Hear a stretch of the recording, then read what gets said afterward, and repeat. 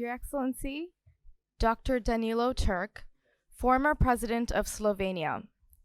Excellencies, ladies and gentlemen, a very good morning to you all. On behalf of Cosmos Foundation, let me welcome you to this very important and timely symposium as part of the Cosmos Dialogues speaker series titled The EU and the Contemporary Global Scenario, a Reflection for the Future. I am Nahar Khan, and I would like to personally thank each of you for taking the time to attend this extraordinary gathering. At Cosmos Foundation, it serves as a source of pride and inspiration for us to see how the dialogue series has matured over the last several years and carved out a place for itself in the national discourse of Bangladesh. Many of you may have attended previous installments on a whole range of issues, from the Rohingya crisis to Brexit to the Baul way of life, alongside a consistent focus on Bangladesh's place in the contemporary world through its relations with a number of countries and international organizations such as the UN.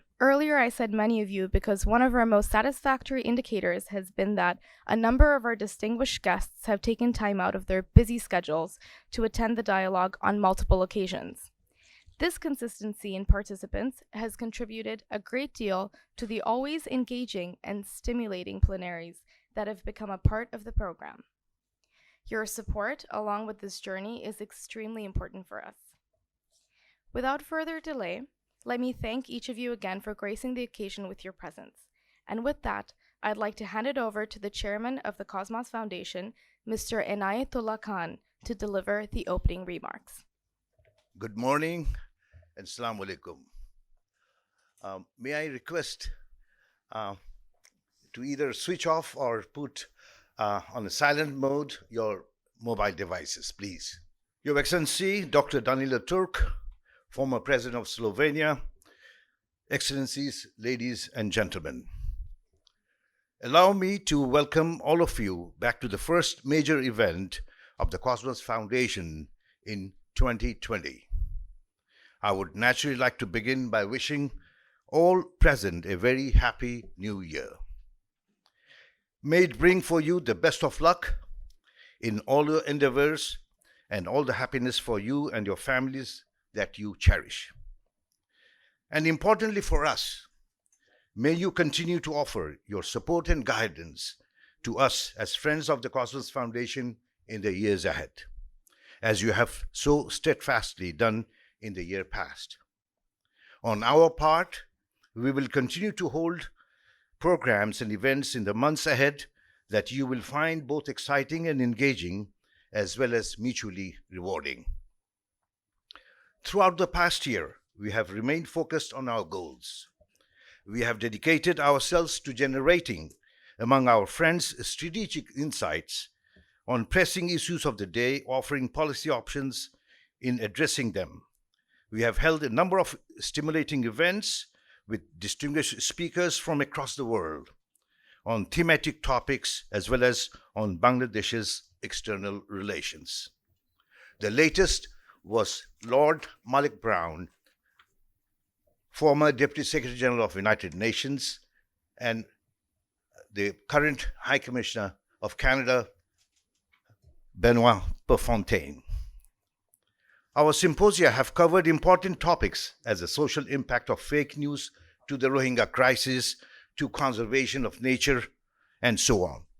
And arts and culture, we have helped project Bangladeshi artistic works along with artists themselves in many important art events, including the Venice Biennale. We have had a number of events on the economy of and potentialities for investments in Bangladesh, in which we have collaborated with many important and renowned think tanks, including ISAS of the National University of Singapore. Next month in February, we are planning for you a symposium that should be of interest to all those interested in the theoretical aspects of foreign policy making. It will be a debate on the values that shape such policies in the East and West. And a key speaker for that will be a former Foreign Secretary of India, Chris Srinivasan, and he's also a member of the advisory board of Cosmos Foundation. He has also been a Deputy Secretary General of Commonwealth and the High Commissioner to Bangladesh. and is no stranger to Cosmos, having spoken here before. We are aiming for the 22nd of Feb for that event and look forward to your enthusiastic participation. To return to our event today, it's a huge honor for us to have an European statesman of the global renown, Dr. Danilo Turk, inaugurate our activities for the new year as our first distinguished speaker for 2020. His country, Slovenia, of which he served as president for 5 years, is nestled in the heart of Central and Southeastern Europe, a wealthy state active in the politics of the region. Till 1991, it was a part of Yugoslavia, a country with which Bangladesh had deep connections immediately following our nascence. Today, Slovenia is a member of NATO, the Eurozone, the European Union, and OECD. A high-income advanced economy with a very high level of Human Development Index. Bangladesh and Slovenia enjoy excellent relations, and trade between our two countries is growing, as we also hope investments. Given that with impending Brexit and a modicum of uncertainty within the European Union, our discussions today will actually focus on the subject of Europe, in which our distinguished speaker takes great interest, and one in which he is considered an authority and expert. Dr. Turk has had a distinguished career in diplomacy, politics, and academia. He was Slovenia's first ambassador to the United Nations, the organization that he also served as an Assistant Secretary General. He was also UN Rapporteur on freedom of expression, a right of which he, as an international legal expert, was always a champion. Armed with a PhD in international law, he specialized on minority rights. Successful in domestic politics, he served as Slovenia's president between 2007 and 2012.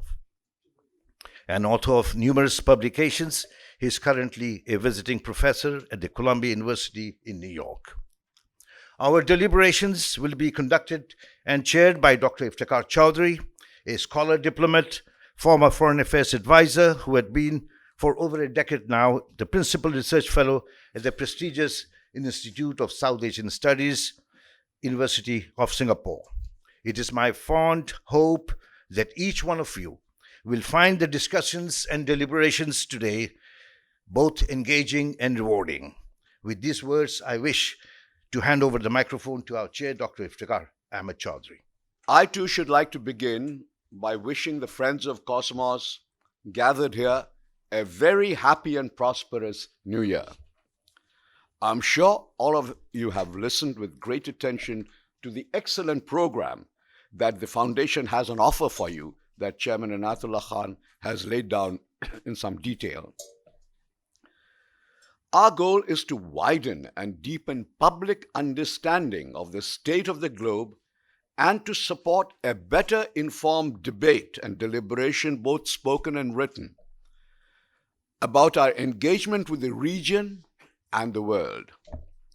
Everything we do remains anchored in Bangladesh. The idea is being able to help shape Bangladesh's behavior pattern in a way so as to derive maximum benefits from our international interactions.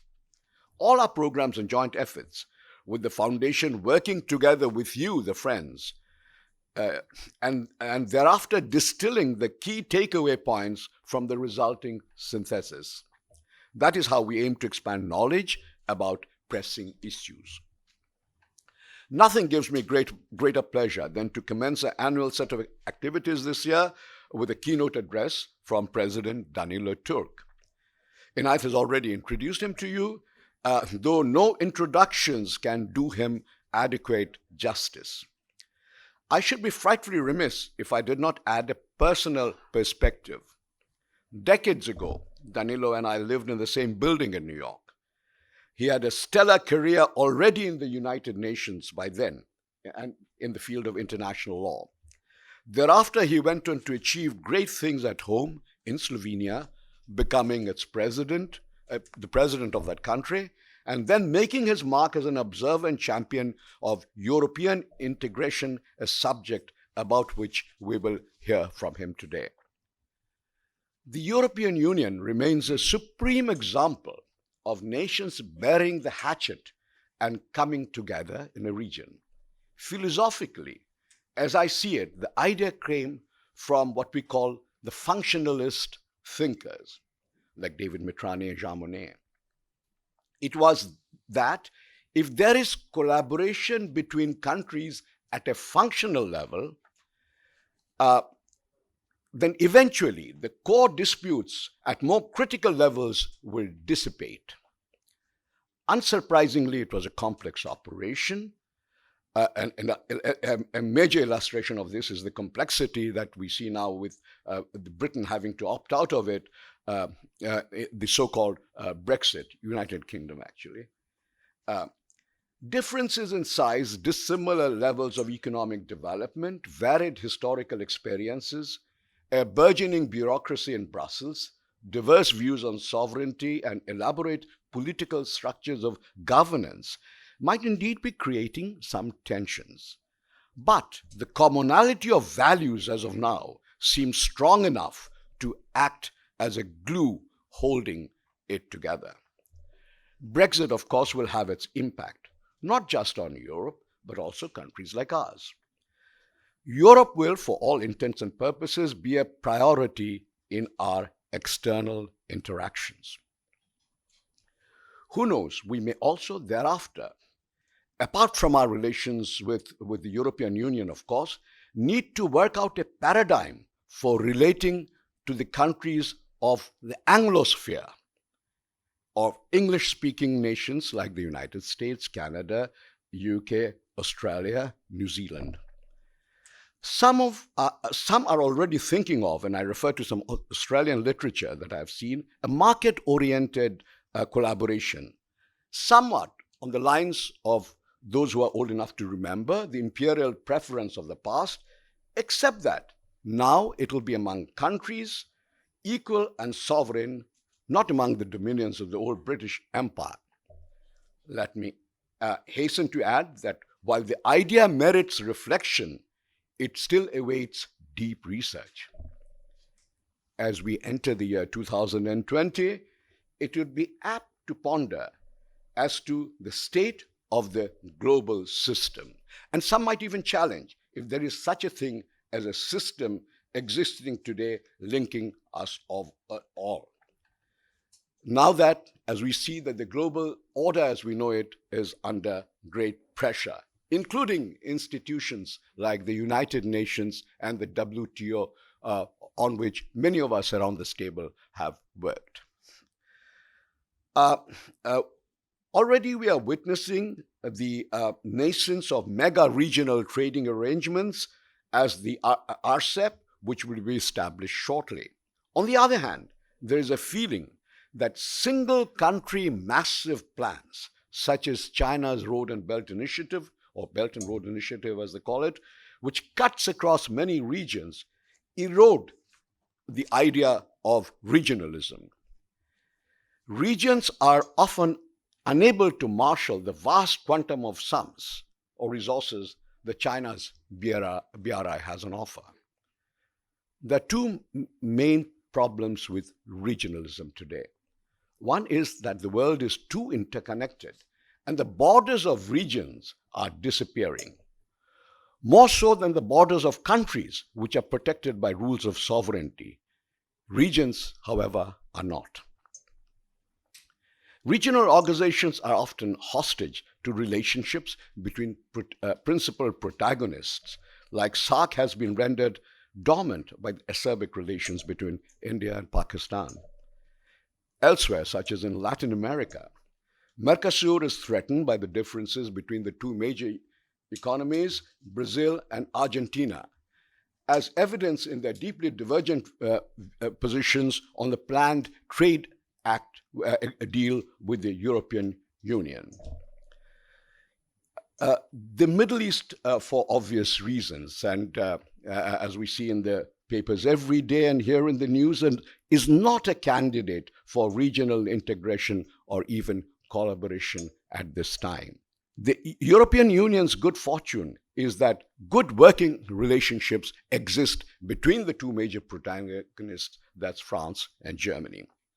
So, many in Bangladesh may wonder, given the state of SAARC, whether continued linkage with South Asia is a good idea, or whether Bangladesh should follow the trade and economic orientation which would recommend stronger links with Europe, North America on one hand, and China on the other. The point that I'm making, it's a scenario with the complexities that we see evolving or developing in the region itself, whether it would be a good idea to, on the one hand, to have good relations with the regional countries, but to emphasize and focus on countries with which we have trade, with which we share intellectual and intellectual ideas, and also who are supportive of our development processes, which would mean, on the one hand, with the European Union, on the other hand, as I said, Anglosphere, and thirdly, with China. These are our markets, and this is from where we obtain our resources for growth and development, infrastructural needs, and even security. There are no easy answers as yet, but thinking about them is an activity for which, to borrow from Victor Hugo's famous dictum, the time may have already come.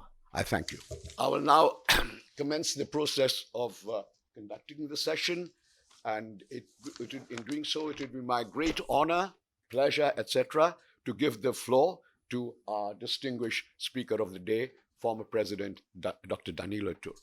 Thank you, ladies and gentlemen. Thank you for giving me the opportunity to speak today. I'd like to express my special gratitude to Cosmos Club and Mr. Anayatullah Khan for having invited me to this event. I feel deeply honored for having the opportunity to speak today and to address an important subject which is already a matter of large discussion, and a discussion which will inevitably continue. It's an important subject of European Union and the world, and of course about the world itself, as we have heard from Iftikhar Ahmad Chowdhury, who just spoke and who gave us a very succinct, very good basis for thought and for discussion today.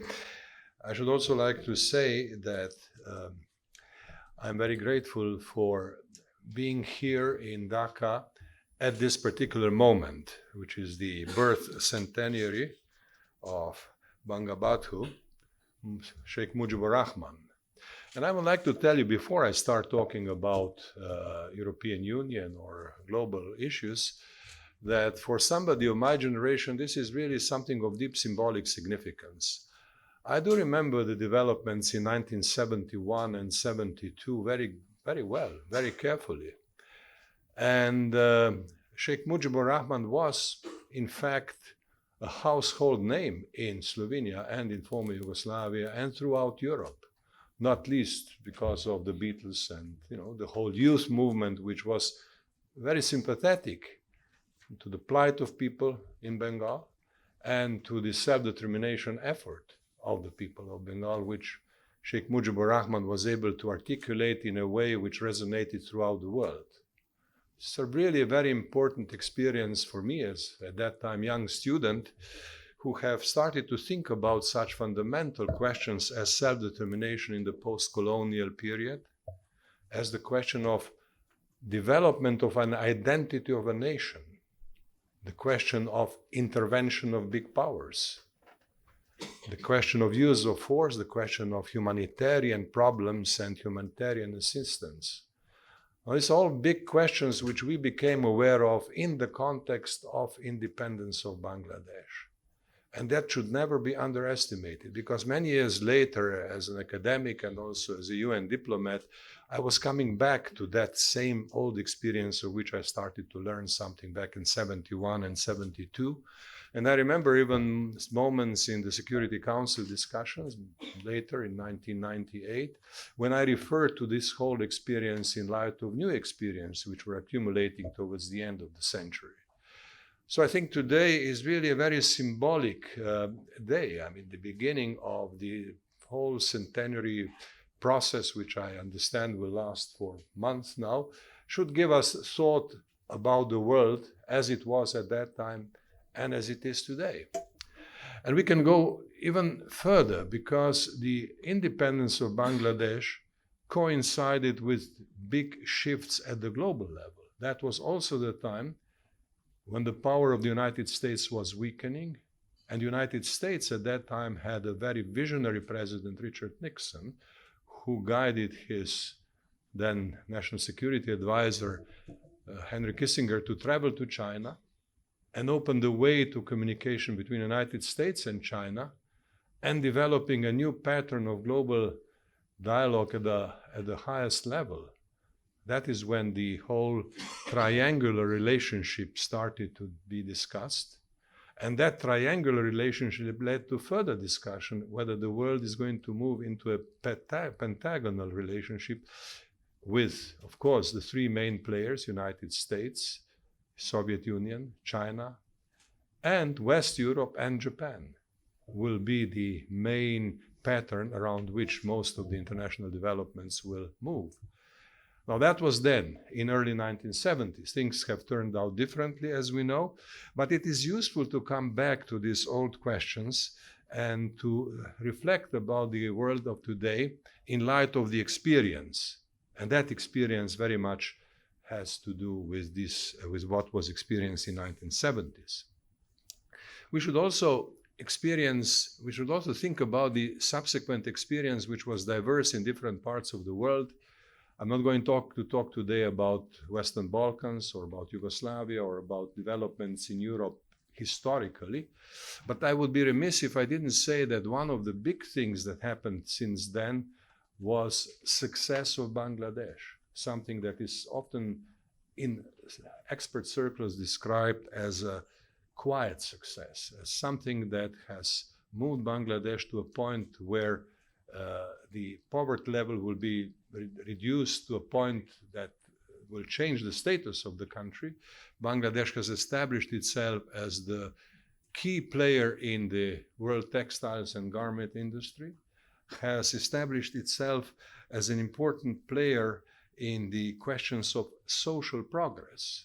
Of course, the whole world knows about Grameen Bank, and that has led to much thinking in every part of the world. In very many ways, the question of credit and microcredit was influenced by that. And of course, for tomorrow, we also have to think about climate change, the way Bangladesh has experienced climate change and is making itself a factor in the global discussions about climate change.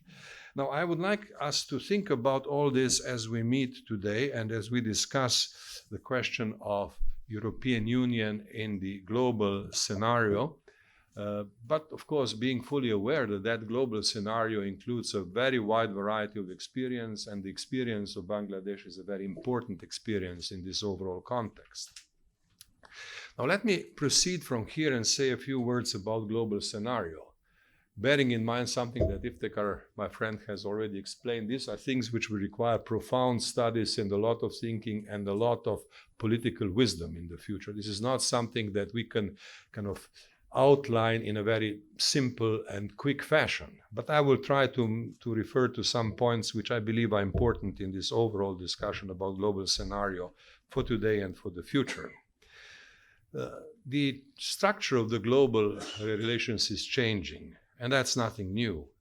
But it is changing in a way which is very significant. It is changing towards a new type of multipolarity. Again, moving from a short period of seemingly unipolar world to a multipolar world is something which is widely recognized today. What is less clearly done is a definition and description of what this new multipolarity really means. How does it work, and what it contains? Now, I would like to submit for your reflection the following few points. First, obviously, there are three key players in this emerging multipolarity. In addition to the United States, China as the other significant factor, Russia as a factor coming back and taking full advantage of its geopolitical location, its diplomacy, its military modernization and so on, in the diplomatic clout. But there are other things here. One is the fact that the multipolarity today reaches more deeply than a classical power-based analysis would suggest. Multipolarity today means different versions of modernity. It means different conceptions of statehood and legitimacy. State's legitimacy cannot be defined in a single set of concepts. It may mean different things in different parts of the world. What looked some 20 years ago as a clear end of history style of movement towards liberal democracy model has been stopped, and new types of relations within societies are emerging. Many of them, some of them, actually leading to a degree and the type of legitimacy which may be perfectly sufficient for the next historic period, but different from liberal democracy. And this is something that has to be kept in mind and discussed in our discussions about the global scenario. Then obviously the other thing that has to be discussed in this same context is the nature and the dynamic of US-China relationship, which is a kind of a central political relationship in this broader picture. Here, I would submit that one of the questions that have to be given particular attention is, how does one manage cooperation and competition? Now, obviously, every situation in a pluralistic system includes both. There is always a degree of cooperation involved and always some competition. But now we see the competition aspect rising and cooperation aspect being challenged. I would submit that competition basically is a good thing. Competition makes people work harder, think harder, and figure out solutions better. So competition in essence is that. But competition has to be managed, as we know from economy. Competition has to be according to certain rules. Otherwise, it may end up in disasters. And when it comes to the great powers, the question of sliding into disasters is always there. It is therefore not surprising that very serious political analysts started to write about the so-called Thucydides trap in that context. And I'm sure that you are all familiar with the work of American political scientist Graham Allison, who wrote very well about Thucydides trap, the possibility that the fear by the established power of changes giving more strength to the rising power may actually lead in wars, which is what happened in history too often. My submission here is that when one talks about competition and Thucydides trap, one should read Thucydides, not only Graham Allison. Graham Allison has a very valid analysis, and he is on the right track. He says we have to do everything in our power to prevent sliding into war. But one element of prevention of war is already described very well in Thucydides himself. He wrote in the book 1 of Peloponnesian Wars about the discussions that were taken place in Sparta, at that time the established power which was afraid of Athens, the rapidly rising power. And I often think if we only had the level of sophistication in our discussion that we see in Thucydides in his book, we would be in a much better situation.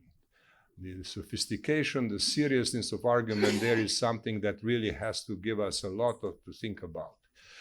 In that discussion, we find the words of the king of Sparta, Archidemos, who spoke about the fact that no war is inevitable, that every war brings much worse results than were originally imagined, and that no war is inevitable. There is no such a thing as inevitable wars, and that things have to be tried that would make war not happen. Now, he speaks about arbitration. He speaks about institutions that existed in those days and which were very much under the religious, umbrella of the culture of the ancient Greece. But now we have a whole set of international institutions which could be very helpful and which must not be marginalized, which must be made use of. So let us think about Thucydides' trap as the kind of the ultimate challenge and the variety of ways of prevention of war as a real possibility. I'm not suggesting that the war is imminent. Let me be very clear on that too. But obviously, competition, unless wisely managed, can lead to unexpected situations. Today, we are facing the situation of trade war between United States and China, and that too can go out of hand. We are entering a period of technology war between United States and China, something that will have a huge impact not only on the two principal players, but also on European Union and on every country in the world. So therefore, I think all this leads us to conclude that we have to think about managing competition in the right way and moving it towards cooperative arrangements where cooperation and competition are in a consonance. I would like to mention here that obviously whatever we see in the World Trade Organization today should also not discourage us too much. Of course, we know that now the appellate body is not functioning because of the American insistence of not appointing additional judges. But we have to understand one thing, and that is that World Trade Organization has undergone huge changes in the period after World War II. It was proposed in 1948 and outright rejected as being inimical to free trade. And then it was reintroduced as a general agreement on tariffs and trade in a much more modest way and dealt with a variety of problems of trade over decades to become again a necessity and re-established back in 1994 with the whole system which is now under stress. Of course, changes can be profound, changes can be dramatic, but the need for multilateral trade system is there, and the solutions of management of competition require re-establishment or proper definition of multilateral trading system in the new circumstances. Of course, we can come back to these questions later in the discussions if this is of interest. Now, talking about European Union, let me come to European Union after having spoken a little bit about the global scenario. Iftikhar already mentioned that European Union has been defined in a functional sense. That's the word you used. And I think that that's a very important word. European Union has been defined as a functional system. Now, I'm saying this because as a European, I'm aware of the fact that in European history, there was never a shortage of great visions. Visions of Europe as a place which could be more unified, more systematized, and so forth. Some of those visions were actually quite harmful. Adolf Hitler had such a harmful vision. And then it was after two world wars, which happened mainly on the European continent, or largely on the European continent, that European leaders came to a definition that actually works, and that is a functional definition, a pragmatic definition. Let us start with what works, and let us develop that further, keeping in mind the basic values that bind us, but offering us patterns of cooperation and common institutions that would lead us forward. So practical, pragmatic, functional. This is the way European Union was designed, and this is the way in which European Union can progress. And European Union should, of course, in this context, be aware of the fact that its role in the world cannot remain the same. European Union accounted for 25% of global population back in 1900. Now it is like 5%. So inevitably things have to change.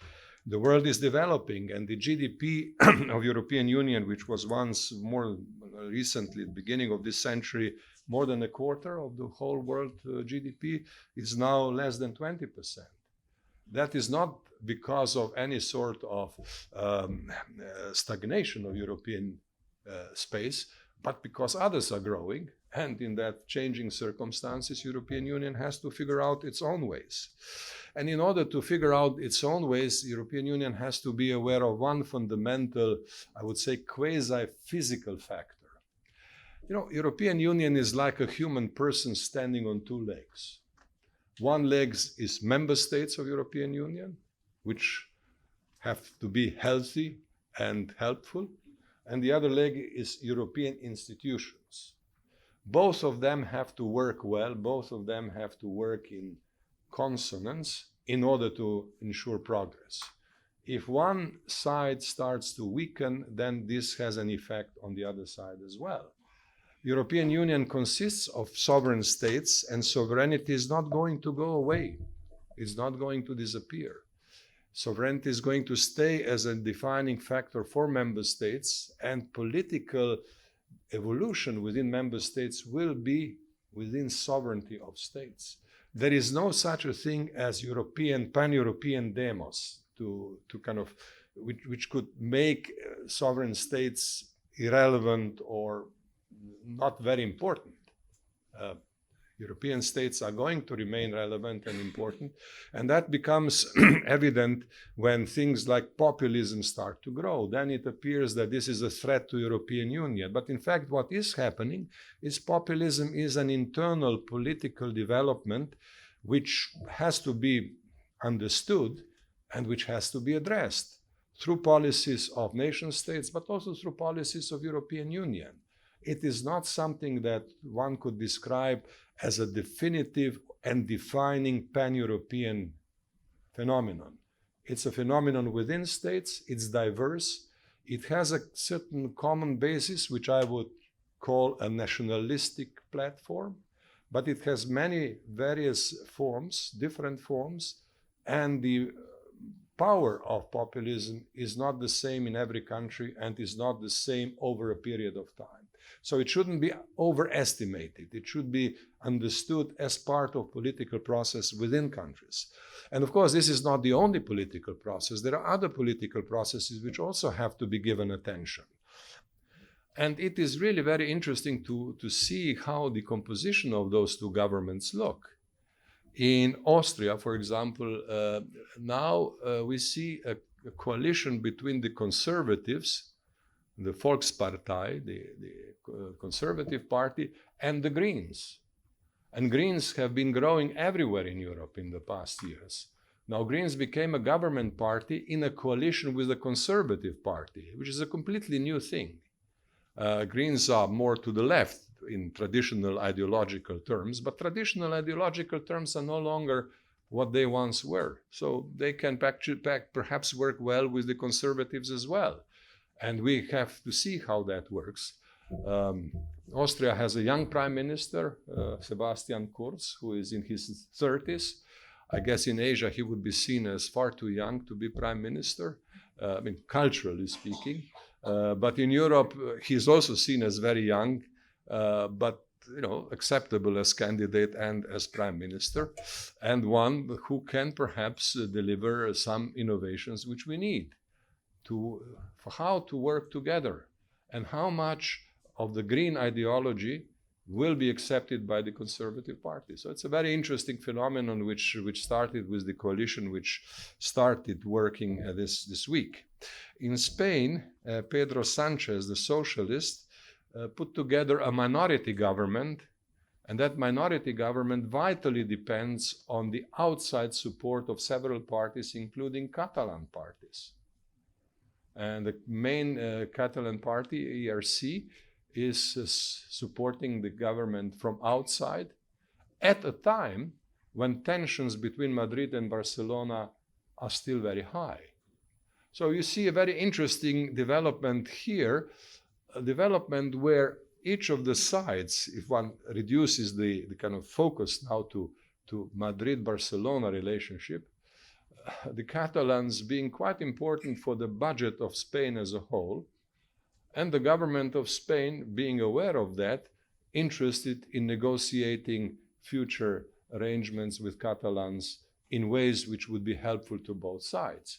So we see a complicated and risky development, but one which is new, one which tells us a little bit about the complexity and about the interesting character of European states.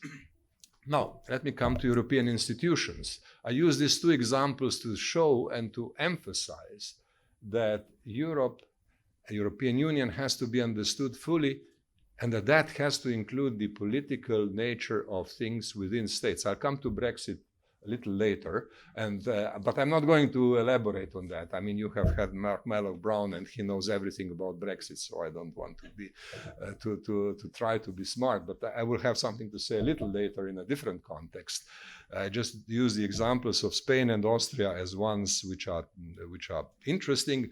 There are quite a few minority governments in Europe nowadays, including in my country, Slovenia, which has a minority government, a coalition government of 5 parties. But somehow it manages things. The budget has been approved. Now the question of reforms is there, and we'll see what happens. Now, so the political developments within European countries are likely to be interesting. The second thing is the European institutions. Now, again, European institutions have to be careful. They depend on member states, surely, but they have to be also responsible to show the way forward. And how does one do that in the current circumstances is an interesting question. It has happened before. European Union institutions were able to show the way forward. In the past, we should always think about the great leap forward led by Jacques Delors and his commission in 1980s. And I can say that because I was teaching international law in Ljubljana at that time, and Yugoslavia were not member of the European community at that time, obviously, in 1980s. But the pull effect of leadership of Jacques Delors was such that all of a sudden, after the adoption of what was called the Single European Act, I got, I say, dozens of students who wanted to write diploma works about European integration. The interesting thing was that European institutions can, if they do the right things, provide leadership to the people. Now, how is this going to happen? What can happen in the present time? Here I would like to draw your attention to something that has already been decided in the European Union and has the potential of becoming important for the coming 2 years, and that is the Conference on the Future of Europe. The Conference on Future of Europe is a mechanism which is being established that would include the European Commission, European Parliament, and they would look into the question of what kind of new solutions, new agreements or amendments to existing ones will move the European democracy further. The question is, how does one look into the European Union comprehensively, and how does one involve citizens in the process of shaping European institutions for the future? That's basically the idea of the Conference on the Future of Europe. The conference is going to be launched in February this year, and it is going to go on for 2 years. So we'll see what happens in that context. Now, in my opinion, there is a basic question which we need to think about in the context of the Conference on the Future of Europe. And that question is this. The political democracy and legal changes are something that may have to happen. But the critical question is what kind of policies should be in the center of European Union for the future? What are the policy priorities and what are the policy instruments that make future changes possible and helpful? There is always, everybody who has studied law will agree that there is always a very subtle and very important relationship between law and policy. Law is there to define various types of relations, but it is usually effective if it serves a good idea, a good policy. And here, when we talk about the Conference on the Future of Europe, we do not see that policy orientation clearly defined as yet. So while the conference will look into participation, into involving European institutions, European citizens in new ways, the question of policy will remain central and one which I would like you to pay attention to. Let me illustrate what I'm saying with a quote from President of the European Commission, Ursula von der Leyen, who described the conference in the following ways, and I quote, I want citizens to have their say at the Conference on the Future of Europe, to start in 2020 and to run for 2 years. The conference should bring together citizens, including a significant role of young people, civil society, and European institutions as equal partners. Equal partners. The conference should be well prepared with a clear scope and clear objectives agreed between Parliament, the Council, and the Commission.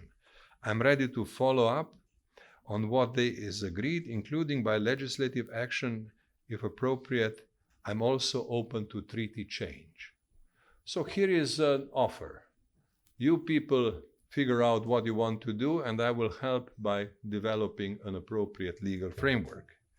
So at present, the idea of the conference is political, and it is also defined in a procedural way, but in the sense of what kind of policy it should serve, it is not yet defined. And that will depend on the discussions on European Union, but also I would submit from the inputs from the outside world, because the world will be watching, the world will be commenting, and European Union will not be able to ignore that. Now, there are obviously questions that already emerge and have to be put into the picture and will influence the policies in the future. And I would like to refer, as by way of example, to 2 such things. One is the European Green Deal, which is becoming a centerpiece of policy making for Europe in the coming period, something that will have an impact on the Conference on the Future of Europe, something that will have an impact on the future of European Union. And then there is another one which is deeper, even much more deeper, and that is the question of solidarity within the European Union. Let me very briefly refer to both of them. First, on the European Green Deal, that has been already outlined in the various activities at the end of last year and the beginning of that year. And you, I'm sure, have already read about this in the media. But let us simply recall that the European Green Deal will consist at least of 4 critical important elements. First, new European climate law, which will have the target of making European Union carbon-free by 2050, and which will be including very centrally the pricing of carbon emissions for every person and every sector. So European climate law is one element. Secondly, a new European Climate Pact, which will include an arrangement between regional and local authorities, civil society groups, and other actors, with an aim to provide the widest platform for people to engage in the whole European Green Deal process. Very important one. As former president, I must tell you, when I was traveling to schools in Slovenia, I usually asked, what are you doing about environment? And say, oh yes, we have an environmental group in our school, and children are enthusiastic. They would like to change things. Children from all ages, let's say from 10 to 18, they were really very enthusiastic about the thing. So, I mean, mobilizing people, mobilizing young generation for that would be extremely important. Don't think that Greta Thunberg is a coincidence. It relates to a very profound thought among young people in Europe and probably in other parts of the world as well. And that should be somehow encapsulated in the European Climate Pact. The third one would be new industrial policy, which would try to move the idea of circular economy further. So industries should reduce the amount of waste, or should work in ways which would recirculate waste and therefore reduce the pressure on environment. Now that, of course, is an interesting thing, because the European Union has been discussing the circular economy ideas for a long time now. It hasn't gone very far, but the concept is there, and it relates to many things that the partners of the European Union have to think about, including in the area of textiles and clothing, because it is understood that textiles is one of the areas where recycling is most necessary. Now, what exactly does that mean? How exactly this changes things in Europe, and how does it affect partners of Europe, in particular a country like Bangladesh, which is very dependent on textiles, is an important question. But it will be very central among the key elements of European Green Deal. And finally, mobilization of funds, both public and private, where European Union is expecting to have a mobilization of about 1 trillion euros over the next decade, between 2020 and 2030.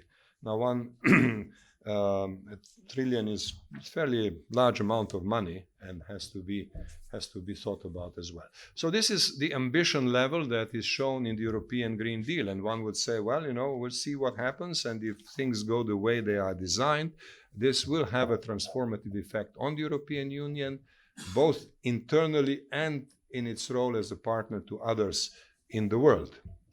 Let me say a few words about solidarity, which is really deep down the key of existence of European Union. Because European Union is based, as Iftikhar told us, on a functional approach, but also on certain values. And those values have to be proven in daily life. Here I would like to invite you to think critically and discuss critically everything that you hear about values. Because values are very often brought into political discourse in an extremely superficial way. So values are something that we use when we want to say we are good. We are good because we have values, or we have different values, or we have superior values. And the implication being that others are not so good because they either don't have values or their values are somehow inferior. Now, of course, I know that this is a dangerous path to take, but what I would like to invite you to do is really be critical when you hear to talk of values. Now, when it comes to values in the European context, values have to be proven in daily practice, not only in speeches of politicians. And in order for that to happen, European Union has to define solidarity within the Union in ways which are adequate to our time. European Union was a big success and continues to be a big success because it is a union of states which all believed in the idea of welfare state. State has to help everybody. So the idea of welfare state led to the whole thing of European social model, and that is the real value. That's something that people feel in their daily lives, and that is what they like. And the departure from there to something else is usually accompanied by difficulties. Also, if you impose a carbon tax in a way which reduces that sense that European Union is doing something good for you, as we see now with the LOS problem in France, that's a question of values. Is there enough solidarity in society, within the country and in Europe, to really take care of the needs of the people? So solidarity is really critical, and it has to be thought in ways which are new. Now, that means, in my opinion, that solidarity has to embrace also questions of differences in development which are regional, which are not very visible on surface, but which are very real. There are regions in Europe which are much less developed than other regions. And in every country this happens. In my country, Slovenia, we have endless discussion about how to organize ourselves as regions to make better use of European funds, the so-called cohesion funds, that the effect would be greater and that people will live better. All this has to do with the changing idea of the welfare state and the changing idea of solidarity. So in the future, I would like to invite you to think about the question of cohesion funds and territorialized development within European Union as something important. This, from the outside, doesn't look really immediate. It's not something that outside partners would want to discuss in any details, but it is really quite fundamental, and the European Green Deal will have to be designed in a way which will take care of all these questions of solidarity. Therefore, it will be a need to revisit convergence objectives in the European Union, the need to look into the question of income equality and taxation in a very careful way. The question of financial, the monetary system will have to be looked at carefully. And also with the outside world, we have to see to what extent will the idea of competitiveness with the rest of the world impact the whole internal discussion, which will be motivated by that need to uphold solidarity and define the question of solidarity in ways which are adequate to our time. Now, all this is going to happen at a time when there are going to be additional challenges before the European Union. If the basic agenda will include such ambitious ideas as European Green Deal and the need to redefine solidarity in ways which would move European Union further, this is not going to happen in vacuum. European Union is not an academic project, and therefore it has to deal with political problems as they arise. And of course, here one cannot avoid saying a few words about Brexit. And I promise you that I shall be very short. Now, we have a situation when the whole Brexit debate is moving to a new stage. But that stage is not going to be simple. The slogan, "Get Brexit Done," is good enough as a political slogan. It can be very effective for electoral purposes.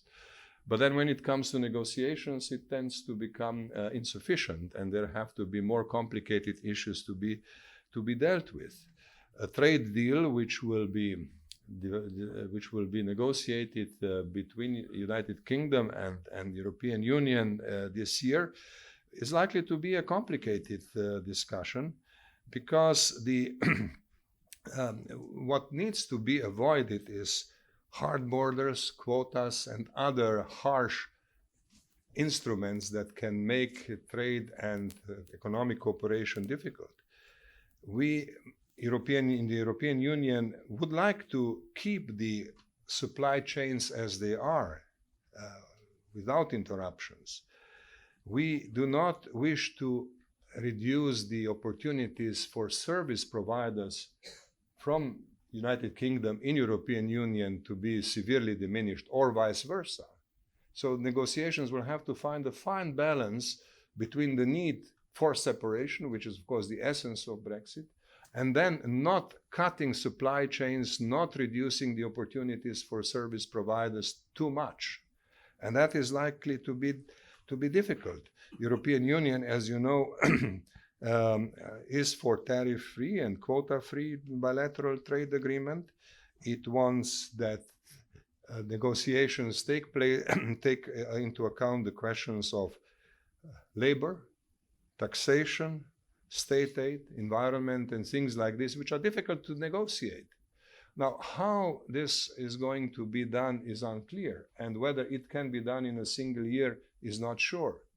But what I would like to submit for our thinking and for the thinking in Cosmos Club, look at this Brexit discussion from the point of view of practical arrangements which are necessary, where the basic requirement is, let us not make borders that would reduce the capacity of existing supply chains or existing service providers. Let us see how balance can be struck to keep what we have to the largest extent possible. And then, of course, at the political level, obviously, Great Britain United Kingdom has its own great history and wants to be global, which is something that I personally appreciate and admire, and I hope to succeed, that this will succeed. We are moving back to the era of Winston Churchill, who has always considered Europe to be in a need for a kind of a single system, but not including Britain. When he spoke about the Council of Europe in 1948, he carefully explained that Britain would not be part of it, but that continental Europe needs something else. Now, we are at this point now, but that point is not political only. That point is very seriously dependent on economy, on supply chains, on movement of goods, on movement and provision of services, and on everything that goes with that, legislation that goes with that. And that requires taxes, labor, environmental protection, state subsidies, all these things are on the table. And all these things will have to be negotiated. So this is one of the political challenges. The other one, which I would like to mention as an example, is the challenge of expansion of European Union. If European Union is going to proceed in the direction of European Green Deal and redefinition of solidarity, it has to deal with practical questions like reduction of European Union because of Brexit, but it also has to deal with expansion of European Union because there are countries that are knocking on the doors of European Union. Southeastern Europe is such a place, and there things are not going very well. You may have heard that the Prime Minister of Northern Macedonia resigned last week, Zoran Zaev.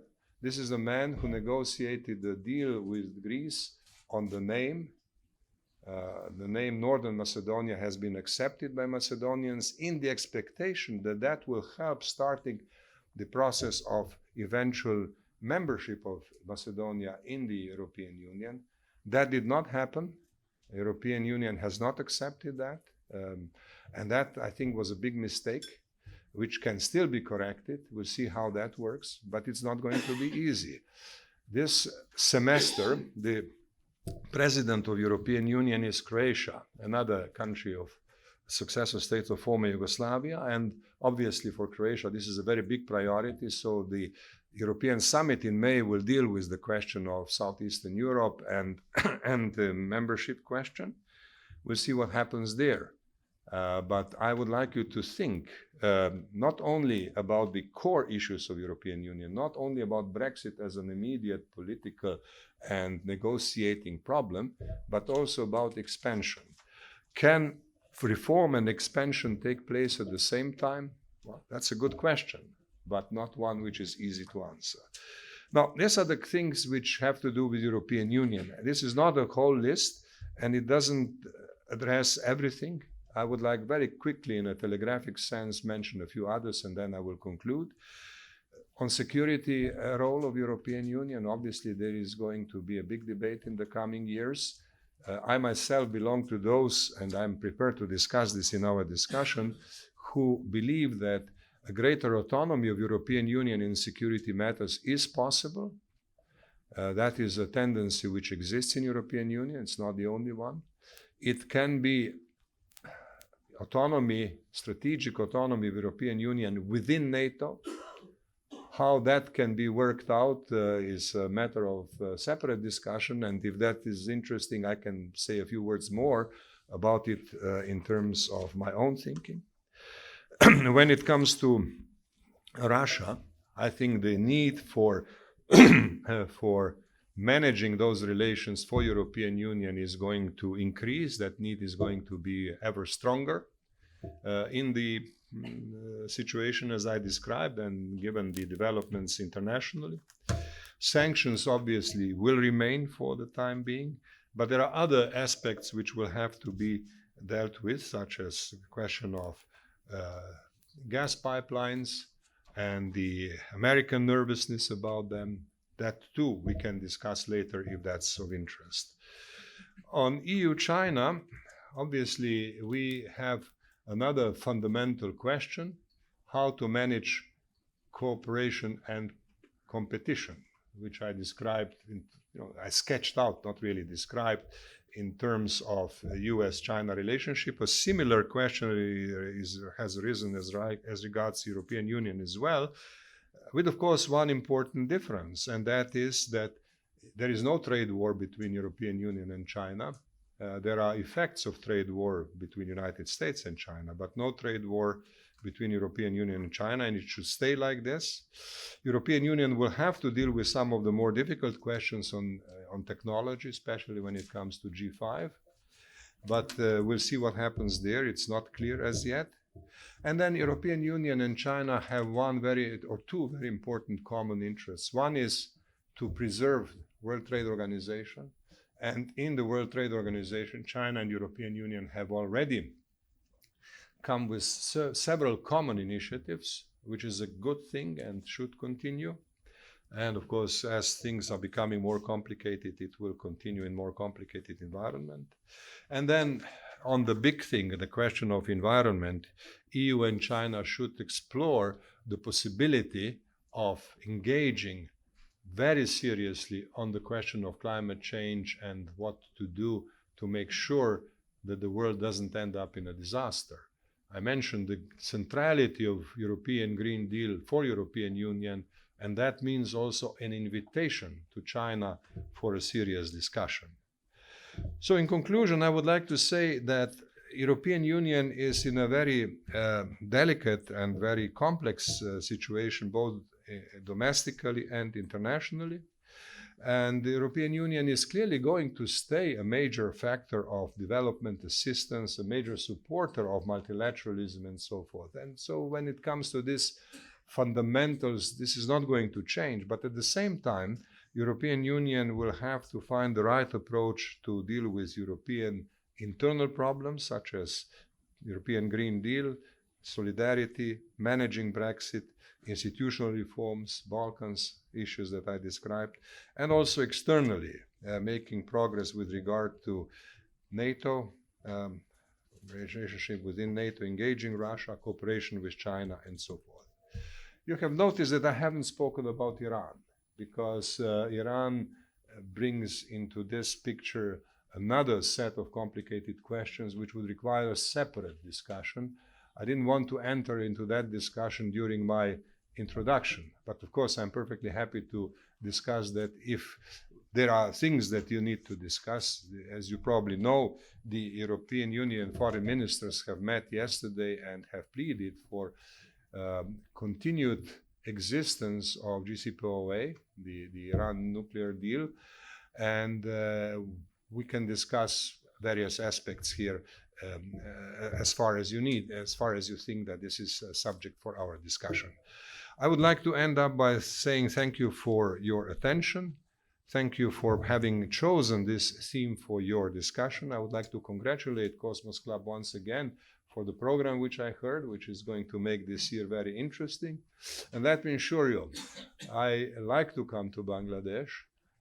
As I say, my formation is very strongly linked to the historic experience of Bangladesh.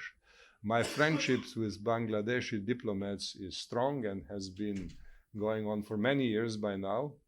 So if you think that I could be helpful sometime in the future, I will be happy to come again. Thank you very much. Thank you, Danilo. It was excellent, of course. Not that we expected anything less from you. It was, it fits in very nicely with what we set for ourselves as the mandate and Cosmos, that nothing can in international relations can be discussed in isolation. So we talked about, and as you did, Danilo, about the global matrix on which things happening everywhere can be placed. Interestingly, you began with a mention of the Thucydides trap. Initially, this was very European, very Greek, city-state focused, and where explaining the Peloponnesian War, Thucydides had said that when Athens grew strong, the great fear in Sparta. But it didn't remain confined to Europe, because as you'll notice that almost in every Chinese major policy statement today, they make a reference to Thucydides trap. And the Chinese idea of great power relationships between America and China is based on that, so that the growth of power on one side is not misinterpreted and does not accidentally lead to conflict, which of course Graham Ellis says that it does not need to happen. I mean, there need not be war inevitable, but it just shows how globalized thinking has become. That is the point I'm making. Something that came in classical Greece is now thought of in Asia. You have touched on, of course, relations between Europe and other parts of the world. You haven't quite touched South Asia, but you would, I assume that since you have invited discussions on questions on Iran, and there would be questions on how European Union perceives South Asia, because the initial South Asian integration, as we saw it, was also based on the same kind of functionalism that European Union was, which was the philosophical paradigm of the European Union. So it was an excellent discussion. I think you talked of values and you invited us to critique values, and that is exactly what Cosmos is going to do on the 22nd of February, because we look to a seamless transition into another thematic debate with Chris Srinivasan of India talking about values in foreign policy making. So we will have that debate, and that will be a seamless transition to that level. Anyway, the floor will now be open, and I will begin by recognizing two colleagues, Ambassador Farooq Subhan, Ambassador Shamim Ahmed, General Munir Zaman, the first three.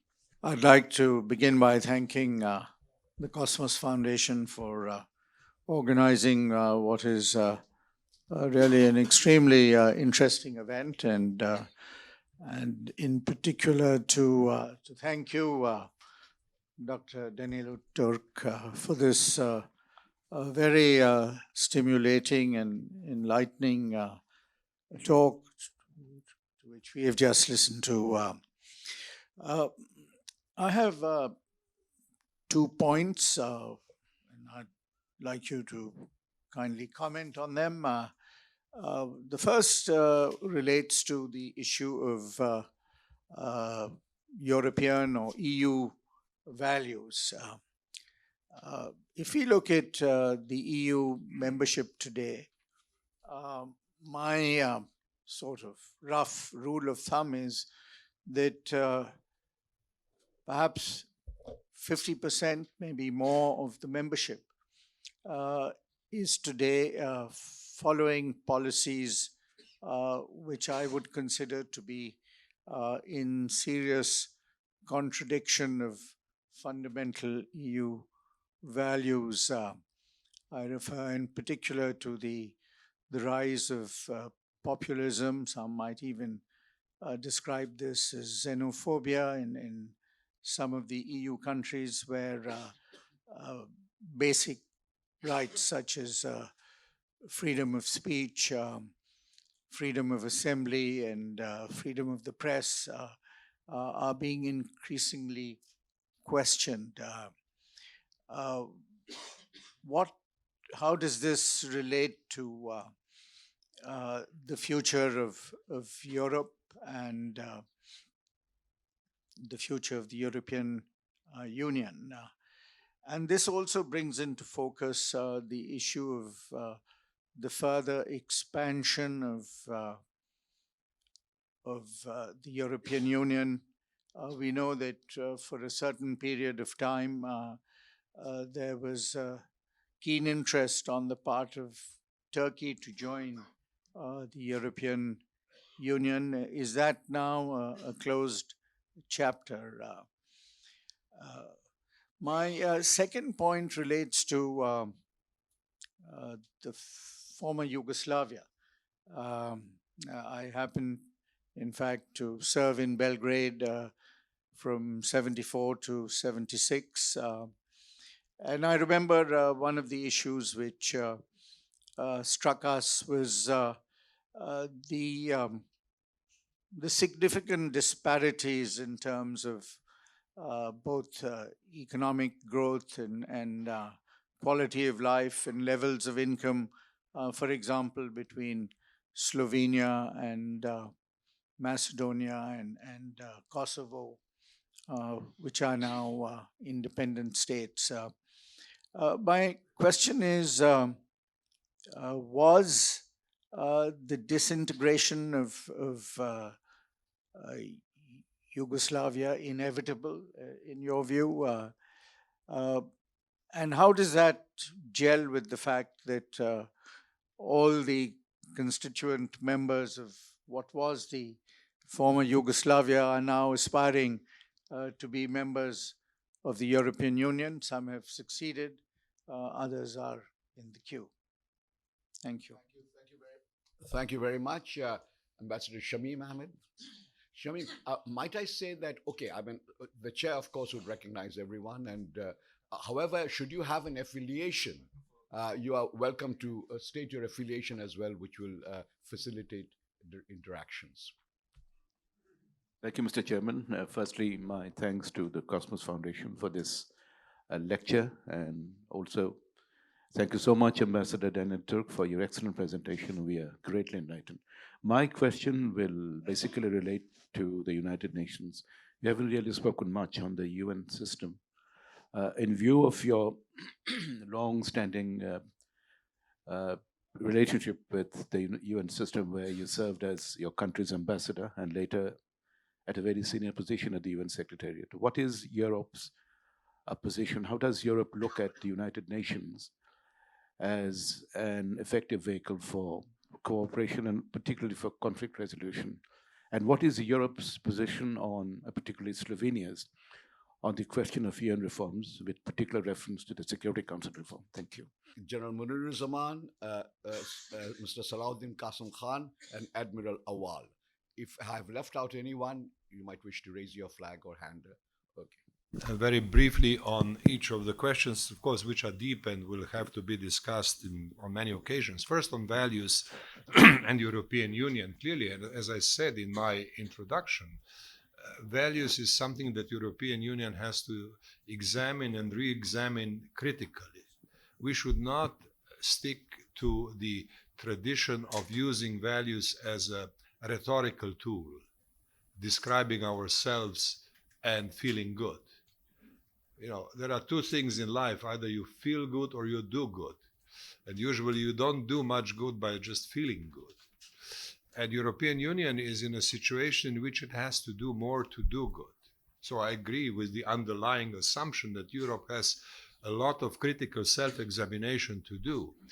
Now, in that, it can expect some assistance from the Council of Europe and the European Court of Human Rights, which can take care of some of these problems, but not all of them, not all of these problems. Some of the problems here are clearly political.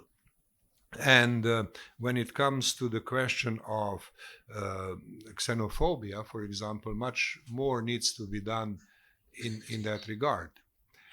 I myself, for example, when I was president, I helped establishing the first Islamic center in Slovenia, because we have many people who came from Bosnia and from other places who were Muslims, and they didn't have their own religious place. We have obtained some funds, including from abroad, and now the Islamic Center will be opened in June this year.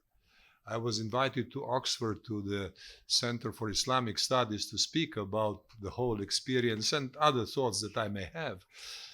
And I'm in the process of thinking what we can do. Now in Slovenia, we do not have a very high level of xenophobia. There is practically no trace of Islamophobia. But that's the surface. You know, things can change and become nasty very quickly. So we have to be really very vigilant and do things the right way. Now, I'm using this example simply to illustrate that there is a whole range of very different issues or different policy approaches one has to take into account. One is Council of Europe and the European Court of Human Rights. But that is going to deal only with things which are expressed in legal sense. There are many things which are not, and they have to be expressed otherwise. One example I gave, and there are many more which can be quoted. On Turkey, I think there we are witnessing a very profound process of change, which is not only in European Union, but primarily in Turkey itself. Turkey is not relying on European Union membership at present. It is developing a new role for itself, and that would require a separate discussion. What is exactly the trajectory on which Turkey has put itself, the trajectory in which Turkey has put itself, and what can be expected as a result. Turkey is playing a big role in the region and now in Libya. So it's hard to say, but clearly membership in European Union is neither the priority for Turkey or for European Union. As far as former Yugoslavia is concerned, very briefly, I would say that disintegration was not inevitable. It could be prevented if the whole question of national identities was managed better. But the main mistake started to accumulate in 1970s, and in 1980s they just went into into a very negative direction, in a direction which was exacerbated by the economic crisis and everything. It's a complex story, but my brief answer would be it was not inevitable. It happened as a result of an accumulation of mistakes started in the 70s and becoming irreversible in mid-80s. Now, on the UN system, I would say, of course, the council reform of the Security Council is not on the cards right now. But one point that I would like to make about the United Nations is this.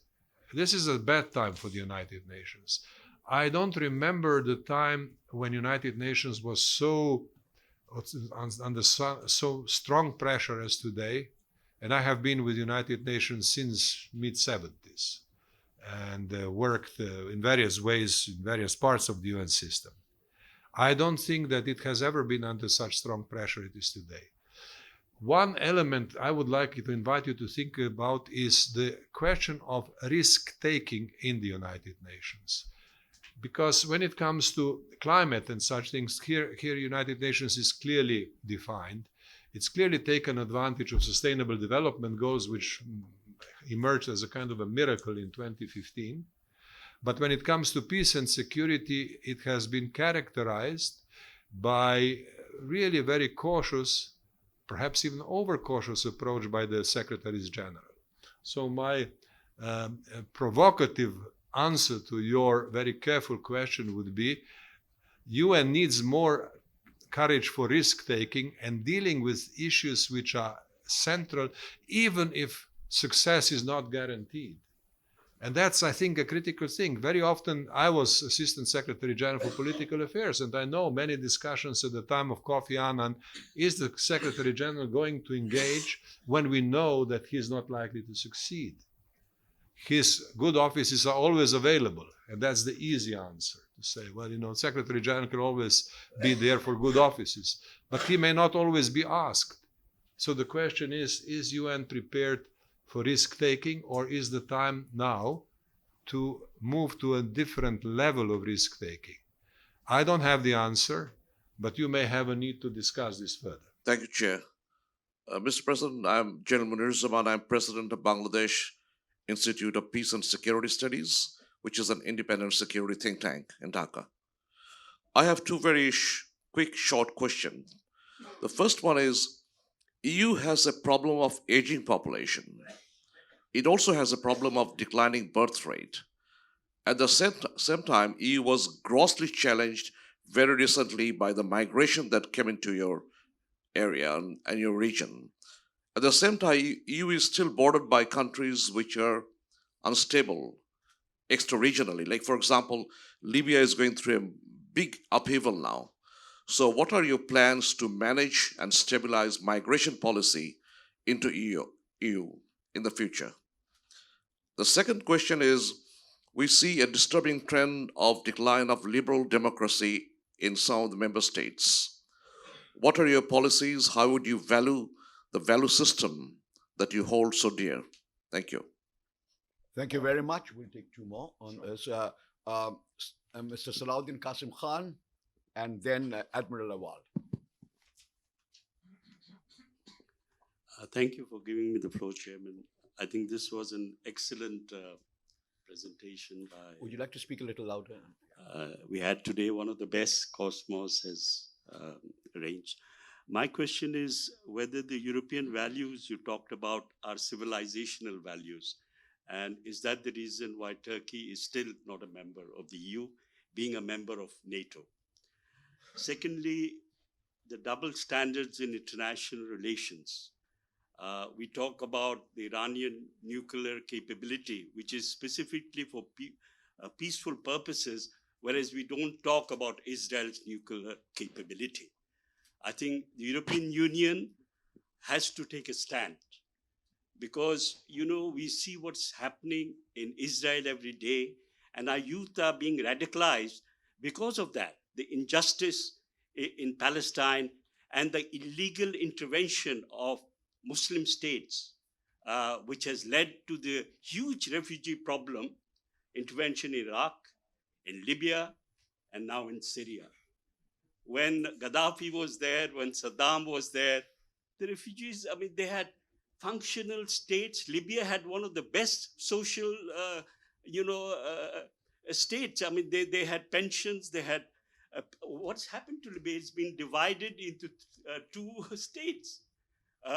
And some of the countries are supporting one against the other. So, we look up to EU to take a more balanced view of the world. Otherwise, Excellency, the Professor Huntington's paper, which he stated 3 decades ago, we'll have a clash of civilizations. The European Christian civilization, the Islamic civilization, the Cynic, and other civilizational forces are going to take over. So we look up to Europe to be that balance in world affairs. Thank you, sir. Admiral Awal. Morning, I'm Admiral Awal, associated with the Maritime think tank, BIMRAT. Now, Excellency, I'm referring to the European Union global strategy that was published in 2016, meant for managing your external matters. Now, if you review what has happened since 2016, rather is a weak proceedings in terms of the Middle East. In JCPOA, you have not been able to implement the instex, leading to not any going forward with that purpose. Again, with the Libya, recently European Union has made a statement that it is the next Syria. Now, the threat is for Europe again. So, as a whole, given that global strategy paper that you have published, Europe has not been able to, you have done very good in social, economic, and integration part. But as far as raw geopolitics is concerned, Europe Union has proved to be very, very weak in managing and engaging with these issues. How do you look forward and evaluate your global strategy? Coming back to Turkey, its membership. Now, in 1990s, after the collapse of Soviet Union, at that time it was told that the Cold War is gone, so it's no more important, Turkey, and the disqualification is too big, it is too poor, and it's too Muslim. Now the situation is that it's not poor. It is 13th largest economy, and European context is the rather 4th largest economy. So it's rich. It's big. It's becoming geopolitically very, very powerful. The pipeline that I have mentioned, the pipeline between Russia and Turkey, avoiding the Ukraine. So that will have a serious implication on the energy issue. And its grab on the Mediterranean, energy aspect. So it is growing big geopolitically. And to Muslim, yes, the Muslimness that European doesn't like, that is in rise. And I had a residence in Turkey for 2 years, and they're not going to change. That's the societal thing that that Atatürk's that godless secularism. As you have seen, all the institutions are being weakened. So the reclaiming that secularism is far off. So Turkey is, as you mentioned, is going on its way. So what is its prospect of being inducted to the European Union? Thank you. All right, let me let me start from the end. I will try to give some comments on all these profound questions, but I'd like to start from the end, from Turkey and the geopolitical role of European Union. Now, on Turkey, I think we have to be aware that Turkey is the country in the middle, and that defines its geopolitical and political role in general. The country in the middle, which is surrounded by, everybody from Russia to Arab world to Europe, and it's not surprising that it behaves as the country in the middle. What is new and what is changing is its withdrawal from the very strict, very clear pro-European Union stance and moving into a very new direction of geopolitical player with its own agenda, which really tries to be as independent as possible vis-à-vis Europe, vis-à-vis NATO. I was at events recently when the foreign minister of Turkey was explaining to us, saying, look, when we had a problem with Russia because of the shooting down of the Russian airplane over our territory, we were told by our Western partners to talk to Russia and to figure out, how to settle this. Now we have done that. As a result, we have become quite friendly, and now we are criticized by the same advisors that we came too close to Russia. But that, I think, has an explanation. A country in the middle has to work with everybody, and I think that Turkey nowadays tries to develop a role in its geopolitical vision as a country in the middle, which has to work with everybody and has to be player in discussion with everybody. It's an important player vis-à-vis European Union because it holds the whole refugee issue in a state which European Union can tolerate, if I may put it this way. It's developing relations with Russia. It's developing its relations with the Arab world in an interesting new ways. So we, I think, have to start understanding that Turkey is an independent geopolitical player in the middle and have to start treating it as such, not as primarily a NATO member, not primarily as a EU candidate, not primarily as a Islamic country. It's a country in the middle. Now, on the question of the gas pipelines, here I think Russia is going to be very careful in the future. As you know, they have achieved an agreement with Ukraine to keep the pipelines through Ukraine active for the next few years.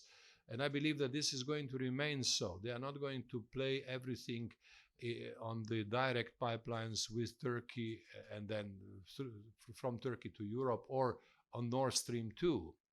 What I find most interesting in the immediate sense is the effect of these new pipelines on the market situation. Because if European Union is wise enough, it would keep as many openings as possible and buy, of course, liquefied gas from Qatar and from United States, but in a sense with a clear priority to figure out how to come to the most acceptable prices. None of these things have necessarily to develop into a kind of geopolitical dependence. All of them put together could be developed in a sense of market advantage. Now, I know that this is a risky hypothesis, but I think that that is a hypothesis which I would advise to take. Now, as I explained, I'm not an official of European Union. I have no role in the European Union at present, so that gives me an additional freedom to offer my own views and to make my own suggestions. And this is the suggestion which I would like to make. Secondly, on the question of values, double standards, Huntington, and all the rest, let me start with a small personal memoir. At the time when Samuel Huntington's book was very popular, in the 90s, the Security Council invited him to one of the retreats. I was at that time serving on the Security Council, and we had an evening with Samuel Huntington. And the shocking experience was how useless this theorizing is when it comes to the agenda of issues of the Security Council. We could not, the Security Council member, we could not take any advice or any thought as being relevant to what we were actually doing at that time. And we were dealing with Iraq, we were dealing with Kosovo at the time, we were dealing with Timor at the time, we were dealing with West Africa, and a very diverse and huge agenda, but nowhere did Samuel Huntington help. Of course, it's one thing for the academics to develop concepts, to develop basic ideas, and that ideas can inspire further thinking, and that's their role. They are not there to advise diplomats or policy makers with direct policy advice. Policy advice is a totally different level. But what I take from that experience is that one has to be very careful with ideas. ideas may be helpful or may be unhelpful. It really depends on policymakers what they do with them. So I would not want to go into this clash of civilization except as a warning that if things are managed badly, they like to end badly. So we have to be really very careful about this. And when it comes to double standards, that of course is clearly a policy which goes badly and creates bad results. If people think that Palestinian issue will disappear because it is kind of ignored nowadays, this is not going to happen. It is going to be there and it is going to haunt us for a long time. That is something that I would like to say to my European friends, but also to my Arab friends, because I was in Doha debate, in Doha forum in December last year, and I heard very little about Palestine there. So, I mean, what I'm saying is, don't take general theoretical concepts as policy advice and think about their actual usefulness as an advice to avoid poor policy making and bad decisions. Now, of course, I could speak about Iran nuclear program and other things in detail, but we don't have time for that. What I would like to say is only this. You see, European Commission President Ursula von der Leyen surprised everybody when she said that she would want the current European Commission to be a geopolitical commission. Now, this is a very tall order for European Union, because European Union is a functional animal, and geopolitical role is not part of its function. So that takes European Union in a different type of waters. Now, that does not mean that European Union needs to be passive on political and geopolitical issues, but it has to be aware of its limitations. As a short-term objective, it would be quite important and possibly sufficient if European Union found a better definition of its relations with the United States, which it doesn't have at present. We don't see that definition being there. We see different opinions. Even in the past days, if you followed, Prime Minister Orban of Hungary pleaded that European Union should follow the line of United States on Iran more tightly. Now, this has very little to do with geopolitics and rational calculation. This is Orban's politics, and Orban wants to be a player in European Union, so he can exploit this difficult situation for his own needs. But how does European Union handle this, and how does European Union handle its internal discussions in a way which would lead it forward to a stronger role on international politics? That is a question which doesn't have an answer, and the answer could perhaps be developed in a short period of time, in a short run, meaning a couple of years, in a rational, sensible definition of relations between European Union and United States. United States is criticizing very validly that European Union is not doing enough in the field of defense. European Union can do more. We have to define what is that more we want to do in European Union, and how do we cooperate. I think the idea of strategic autonomy of European Union within NATO is a good one, but it's not properly defined as yet. And if European Union was able to offer something new in that regard, it would help. And finally, on the question of the aging population, integration, and all that, European Union has to do much more on the area, on the subject of integration of immigrants. Here, Europe in general doesn't have two results which one could describe as sufficiently good. A good example of relatively successful integration is Switzerland, which is not a member of European Union, but Switzerland has shown that bringing relatively large numbers of immigrants into the country can be managed if the upward social mobility of immigrants is made possible. So avoiding ghettoization, figuring out what brings upward social mobility for immigrants, that is a large part of the answer to this question. European Union as union does not have a policy in this regard. I mean, individual countries do. But I think the lesson that has been learned from integration, and that lesson is much more intense in the past years, should be used for the future. Liberal democracy may be on decline, but the European Union should make sure that liberal democracy prevails within the Union. But European Union should not be preaching to the others what kind of democracy they need to have. European Union should be really much more humble, much less religious in its pursuit of human rights. It must deal with human rights in a contextual sense, not in a quasi-religious sense. And then I think progress is possible.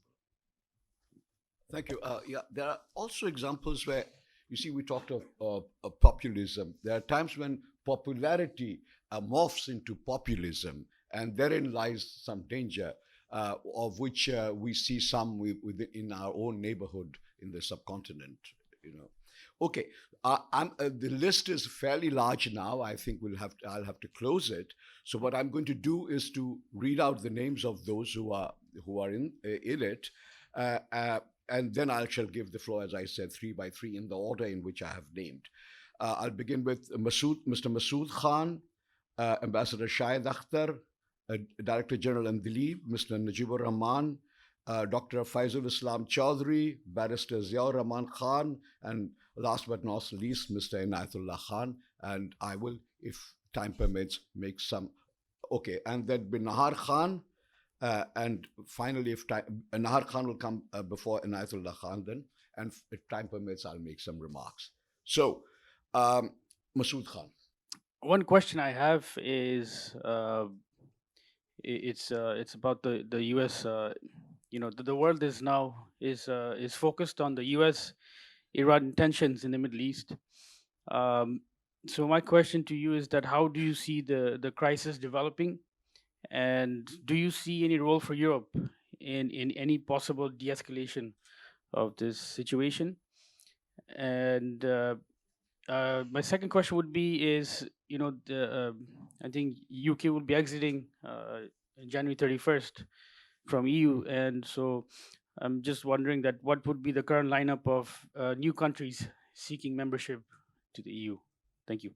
Thank you. Thank you, Mr. Chair. Looking at the topic today, European Union in contemporary global scenario, I think the President made an excellent remark giving an overview, touching on mainly the political issues. But one important aspect which Bangladesh has direct involvement is the economic relations with the European Union countries. My question is that as Bangladesh, since you know a lot about Bangladesh, and we are very proud to hear from you and privileged to hear from you that you spoke so much about Bangladesh leaders and about what's happening in Bangladesh since its formation, the initial years, and today where we have reached. But we are also moving towards developing status very soon. You must have be aware of that.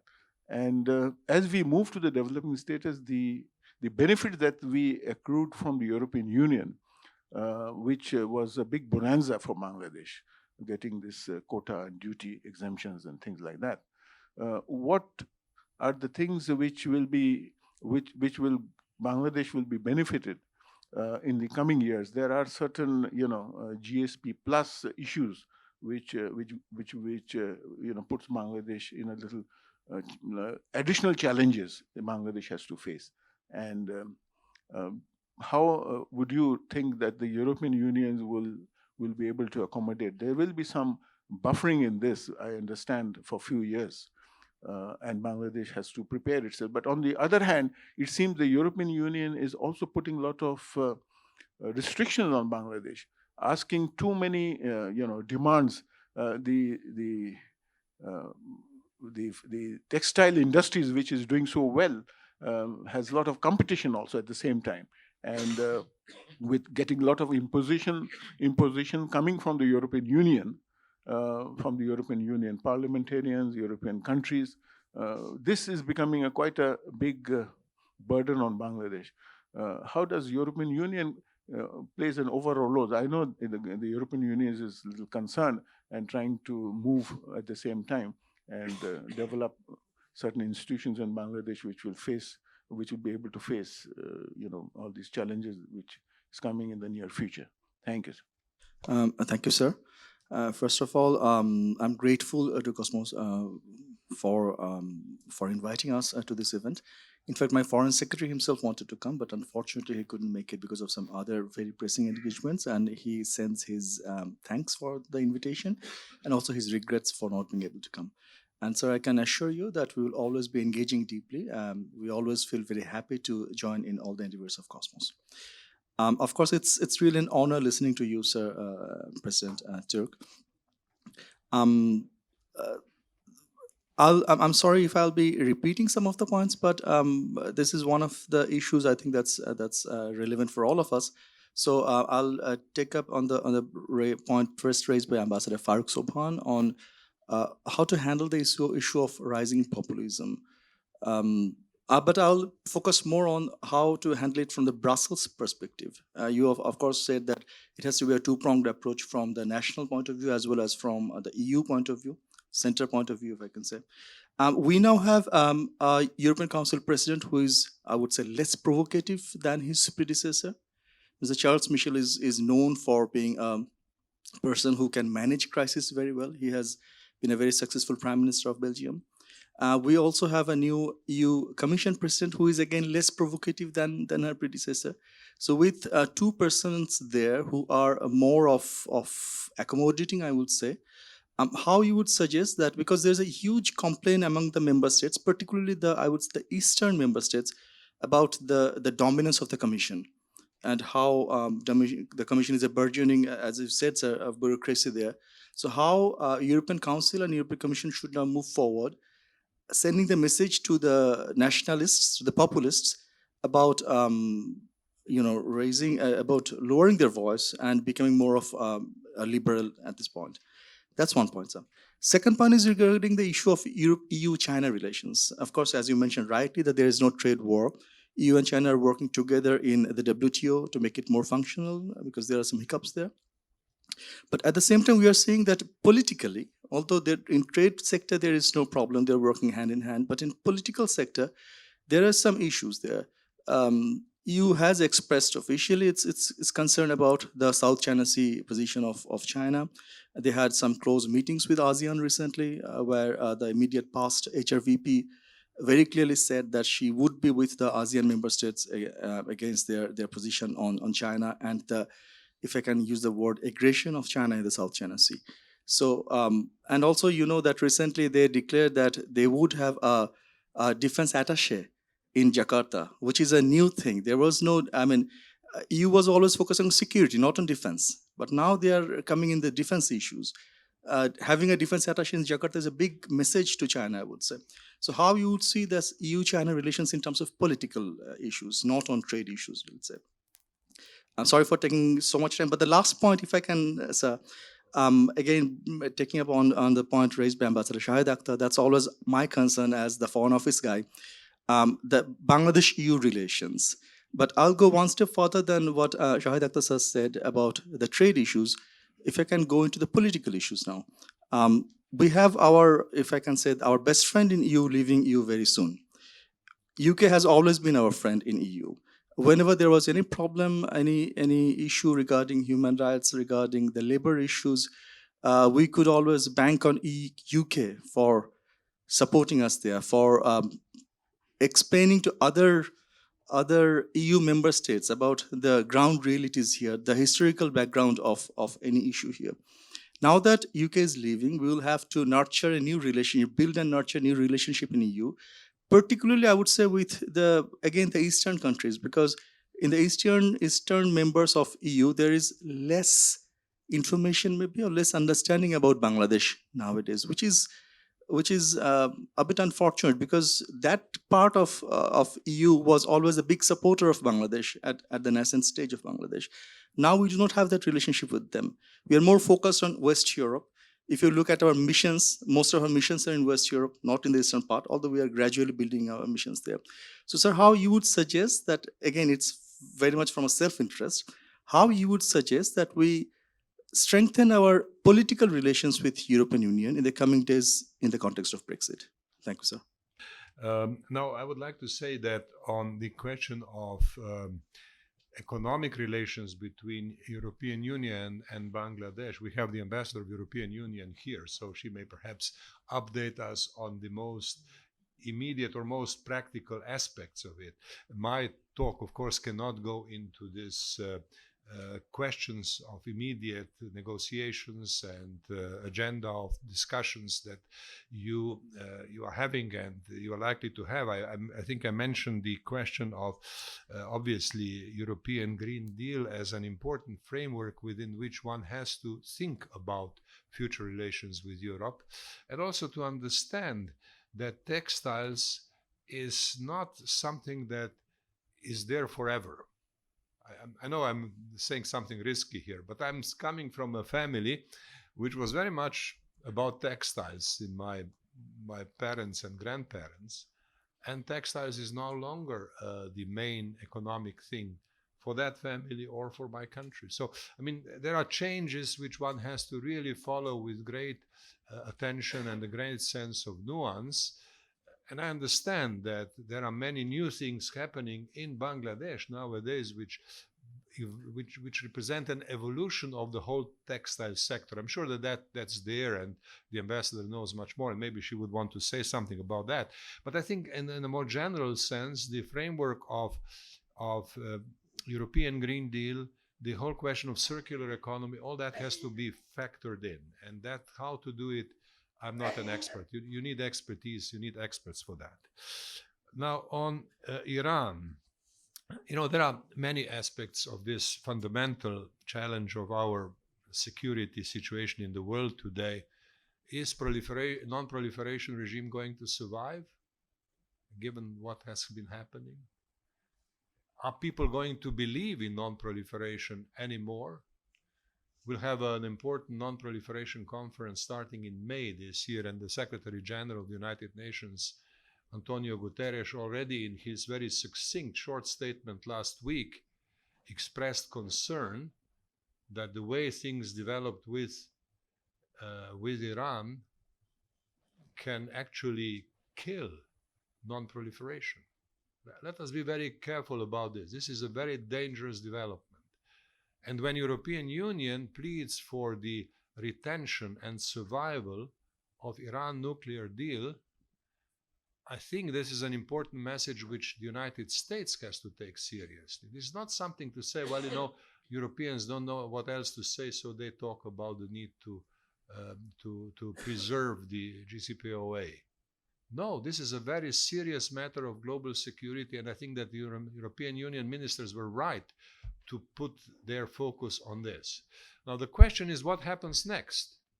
How does European Union deal with the rest of the problem for the next month in let's say, short term? My hypothesis here is that a critical test will be the attitude of European Union towards United States sanctions. United States has announced that there will be another round of very severe sanctions against Iran, which I think is a very problematic decision.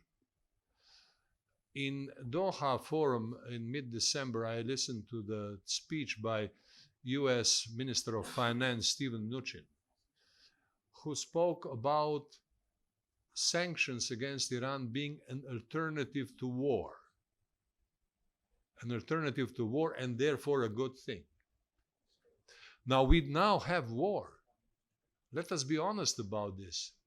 We had shooting of a senior Iranian military personality, and that's an act of war. I mean, of course, there can be other terminological innovations around this. And, diplomacy is very good in terminological ways and papering over and fudging things and so on. But let us be completely aware of the level of danger which has arisen as a result of that act and as a result of the Iranian response. Now, that response obviously was also carefully calculated, so the world at very least avoided a problem which could be actually fatal, a problem of miscommunication, if the two sides understood each other wrongly. But it seems that the two sides have understood each other relatively well and didn't want to overstep the red line. All right, so this is the situation. But does an additional round of sanction cross that line? Now that's a big question. And how does European Union relate to sanctions? My advice would be to take this question of sanctions extremely seriously, understand that terminology which says that sanctions are an alternative to war is simply not sufficient, that sanctions may well be a form of warfare. In the classical international law, we had a terminology of hostile measures short of war. Now, this terminology is no longer used. The terminology of sanctions is used, and sanctions convey an impression that there is something legitimate involved, because you sanction something when you have the authority to sanction. It's not a pure power game. It is exercise of power on the basis of legitimacy. I am not sure whether a new round of sanctions against Iran would have a sufficiently strong legitimacy. That would be my analytical proposition. And my policy proposition would be that European Union should take very seriously the question of sanctions and see how it could not only distance itself from that, but also how European Union could influence the situation. Now, that, of course, is a very tall order, something that European Union was not able to do so far, and we have to understand that. That's on sanctions. Then I have a few more questions, but I will be shorter on this. On the question of the populism and how to handle this, we said, of course, one thing is nation states, and I have tried to explain that populism is not the only political phenomenon, that there are others, and that we should not be too quick in saying that populism dominates European countries. Far from that. And even in countries where populism has moved far, it may not last or it may not be decisive. But what can European institutions do? Well, as I said, Conference on the Future of Europe would be a wonderful opportunity as far as the opportunities designed by European institutions are concerned. I think that the Conference on the Future of Europe should involve everybody who can have an influence on that question, and should take this problem very seriously and provide a European institutional, regional framework for a very serious political discussion and polemic, I would say, polemic with populist tendencies. On the question of EU-China relationship and political aspects of that, I think that on South China Sea, European Union has to understand that this is a problem which is attempted primarily by ASEAN countries through the Code of Conduct in South China Sea. Now, of course, there are those who would say that Code of Conduct can never be really a full solution, and there may be a good reason to believe that, but at least it is an instrument which should be supported. So I think that on that question, there is a platform on which European Union can work. Now, there are others which are perhaps less developed, less explored, and that would require a rather specialized discussion, I'm afraid. I think that Hong Kong issue should be dealt with on the basis of the principle of one country, two systems. I'm amazed that the political and economic elite of Hong Kong is not offering any real leadership in this situation. European efforts cannot be particularly helpful because this is part of China's own situation. But the really absent actor seems to be the economic business elite of Hong Kong, where, we can have this would require again a more specialized discussion. And then as far as the political relations between between the European Union and Bangladesh is concerned, of course, there is no substitute for UK. UK is unique. UK is great, and UK is outside European Union. So we have to be, cognizant of that and figure out who are the partners. My suggestion would be European Commission in the first place. European Commission in the first place. If I was foreign minister, if I was asked by the foreign minister of Bangladesh whom to visit, I would say, well, go and see Joseph Borrell as one of your first partners in discussion. Because European Union is going to be an important partner, and seeing Joseph Borrell doesn't mean that Foreign Secretary Raab shouldn't be a host of the Bangladeshi foreign minister in the future either. So I think that both will have to be in place. I'll start by recognizing Mr. Najibur Rahman, the immediate past principal secretary to the Prime Minister. And then I have Mrs. Taimina Khan and Dr. Faizul Islam Chaudhry. Najibur. Thank you, Mr. Chairman.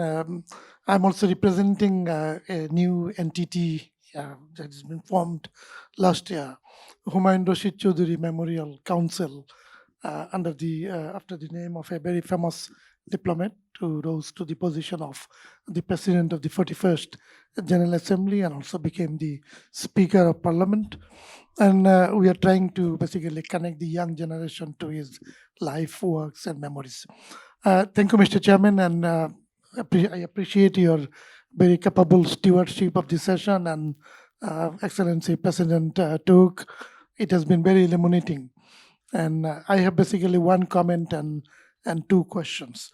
The comment is some of us who spent some years in New York and have seen the archive of the UN, we are basically cognizant of the role your country played, the former Yugoslavia, Slovenia, and also the UK in getting Bangladesh as a member of the United Nations those days. The question is, the first question would be, I'm referring to your comments, and I'm very impressed that you compared the European Union standing on two legs, one being the one leg being representing the members, the other leg representing the institutions. And my question is on the institutions. As you know, at the international level, European Union is playing a very critical trend-setting role, be it the adoption of the Sustainable Development Goals or signing of the Paris Treaty. These are two important contracts, global contracts that came up to my mind. But now that the different scenarios are being evolved, are the institutions ready to fulfill the EU obligations towards this type of global contracts? Incidentally, you have not made a reference to Sustainable Development Goals or Paris Treaty in your presentation. The second question would be, and I'm asking your forgiveness if I will be harsh. I liked your assessment on the position of the UN Secretary General, that basically it demands that he has to be strong, he has to be basically fulfilling the need of the hour. The assessment is very, very true. But will it be unfair if I make the similar assessment on the EU now? Currently, I think EU is not taking a very proactive role on many occasions. I'm having the European ambassador is very active in Bangladesh, but in terms of addressing global issues, EU is seen to be playing a very reactive role. Someone else is calling the shot, being proactive. Thank you. Thank you, Mr. President. Your Excellency, Daniel Turk and Mr. Iftikhar. So I have a question. I'm Taimina Nath, and I'm involved with art. We had a Cosmos Gallery, and I'm a Zonchen, which I do for women empowerment in Bangladesh. So I have a question for Dr. Iftikhar. Coming closer to home in South Asia, there's a strong feeling in some quarters that pluralism in today's India is on decline. This can lead to escalation of regional tension in our part of the world. Any thoughts on this? I made a mention of it about popularism turning to populism, and we are seeing a bit of it in the rest in parts of the neighborhood. So the whole idea is, as Tevin has said, that if there is a decline of the values that you spoke of earlier on, which ties Europe as a glue together, does this decline threaten cohesion? That's the other thing in any region like ours. So that, of course, I mean, she and I ask you that question together. We would have you react to these, and then I'll get the last set of speakers. Okay, so I have two sets of questions. Let me start with the second one. Obviously, the developments in South Asia have given rise to concern. In particular, in the past year or so, we have seen in India a rise of Hindu nationalism, which has become more violent. We have seen developments affecting Jammu and Kashmir, which have become which have actually raised the level of uncertainty. Now, all this is happening within a single large state, and therefore, it has been treated mostly as an internal affair. Although the human rights NGOs have been very vocal about these developments. What I would like to say is simply that the level of concern that exists around the world around these developments should not be underestimated. Although those concerns are not very vocally expressed, they are not articulated in a sense of very serious political critique, but they are there, and sooner or later they will become more public. Concerns are there. The question is there a way of calming down and moving things to really better situation in terms of respecting the traditional values of democracy, respect, tolerance, and so on? Now, I understand that you are going to discuss this with Mr. Srinivasan, who is coming soon to, not necessarily in terms of, any immediate political situation, but responses may be different. So, yeah, well, I don't know. I know him, you see, having been around for a long time by now, I met many people, and I would ask him quite directly and also advise him. So will you? Very good. Based on the fact that the concerns that exist are not necessarily very loudly expressed, but that doesn't mean that they are not there. And this is something that should be of concern and interest to everybody, including your speaker in February. So that would be my quick reaction to this. And obviously there are many more things to say, but I'm not the person to go further. Now, on the earlier questions about the challenges of the European institutions. Now, see, European Union benefited in 2015. I mean, of course, there was this wave of migration which overshadowed many other things, but there were good things happening in 2015, especially the adoption of Paris Agreement and before that of Sustainable Development Goals. Now, the important thing here is to take advantage of these achievements and make them irreversible. And I think the UN Secretary General is trying to do precisely that, and is working closely with the European Union for that purpose, especially when it comes to Sustainable Development Goals. Because Sustainable Development Goals do not require that every country in the world has the same dynamic of success, but it does require that progress is made in different parts of critically important parts of the world. So one partner in that regard is clearly European Union. That's an important priority. Another part from the UN perspective, I think, would be China. One expects a great deal of China in this particular moment in terms of movement towards environmental sustainability, things which have been recognized by the actors in China themselves. So working with these major players, and the European Union is one, is critically important. I agree with you that European Union has been risk averse and often introverted, especially when it came to questions of Middle East, which is the immediate neighborhood, and one would expect a more active approach of European Union. But internal divisions and other factors have made this very difficult to do, and the risk aversion which has developed over time is a problem today.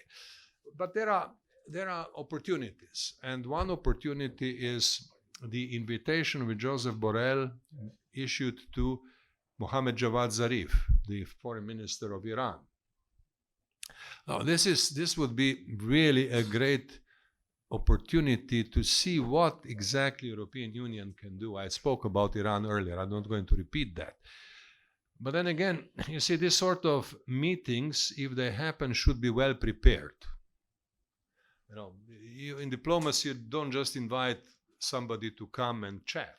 You need to know what the actual progress can be. You may not have an immediate outcome, but you need to have an idea of the purpose of the visit and the direction of process that will result from the visit. So for the diplomats on the EU side and on the Iranian side and on all other sides, this could be one of the most interesting moments right now. How to prepare, how to make sure that the visit happens, and what kind of preparations are needed for it to happen.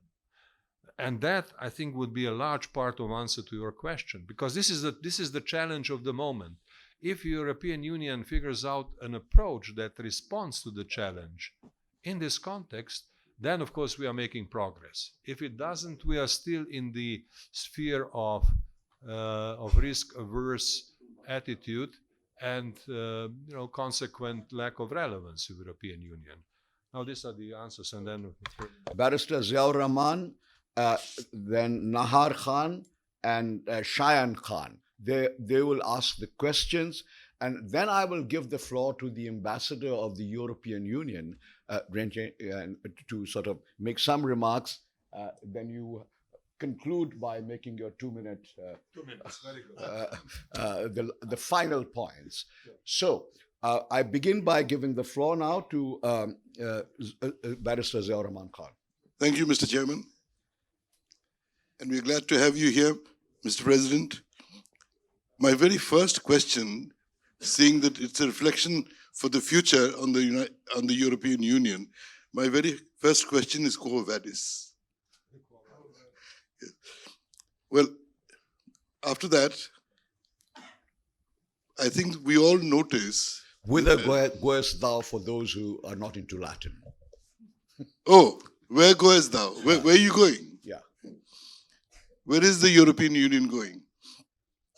Because there seems to be a very disturbing element in this relationship of the European Union with the rest of the world.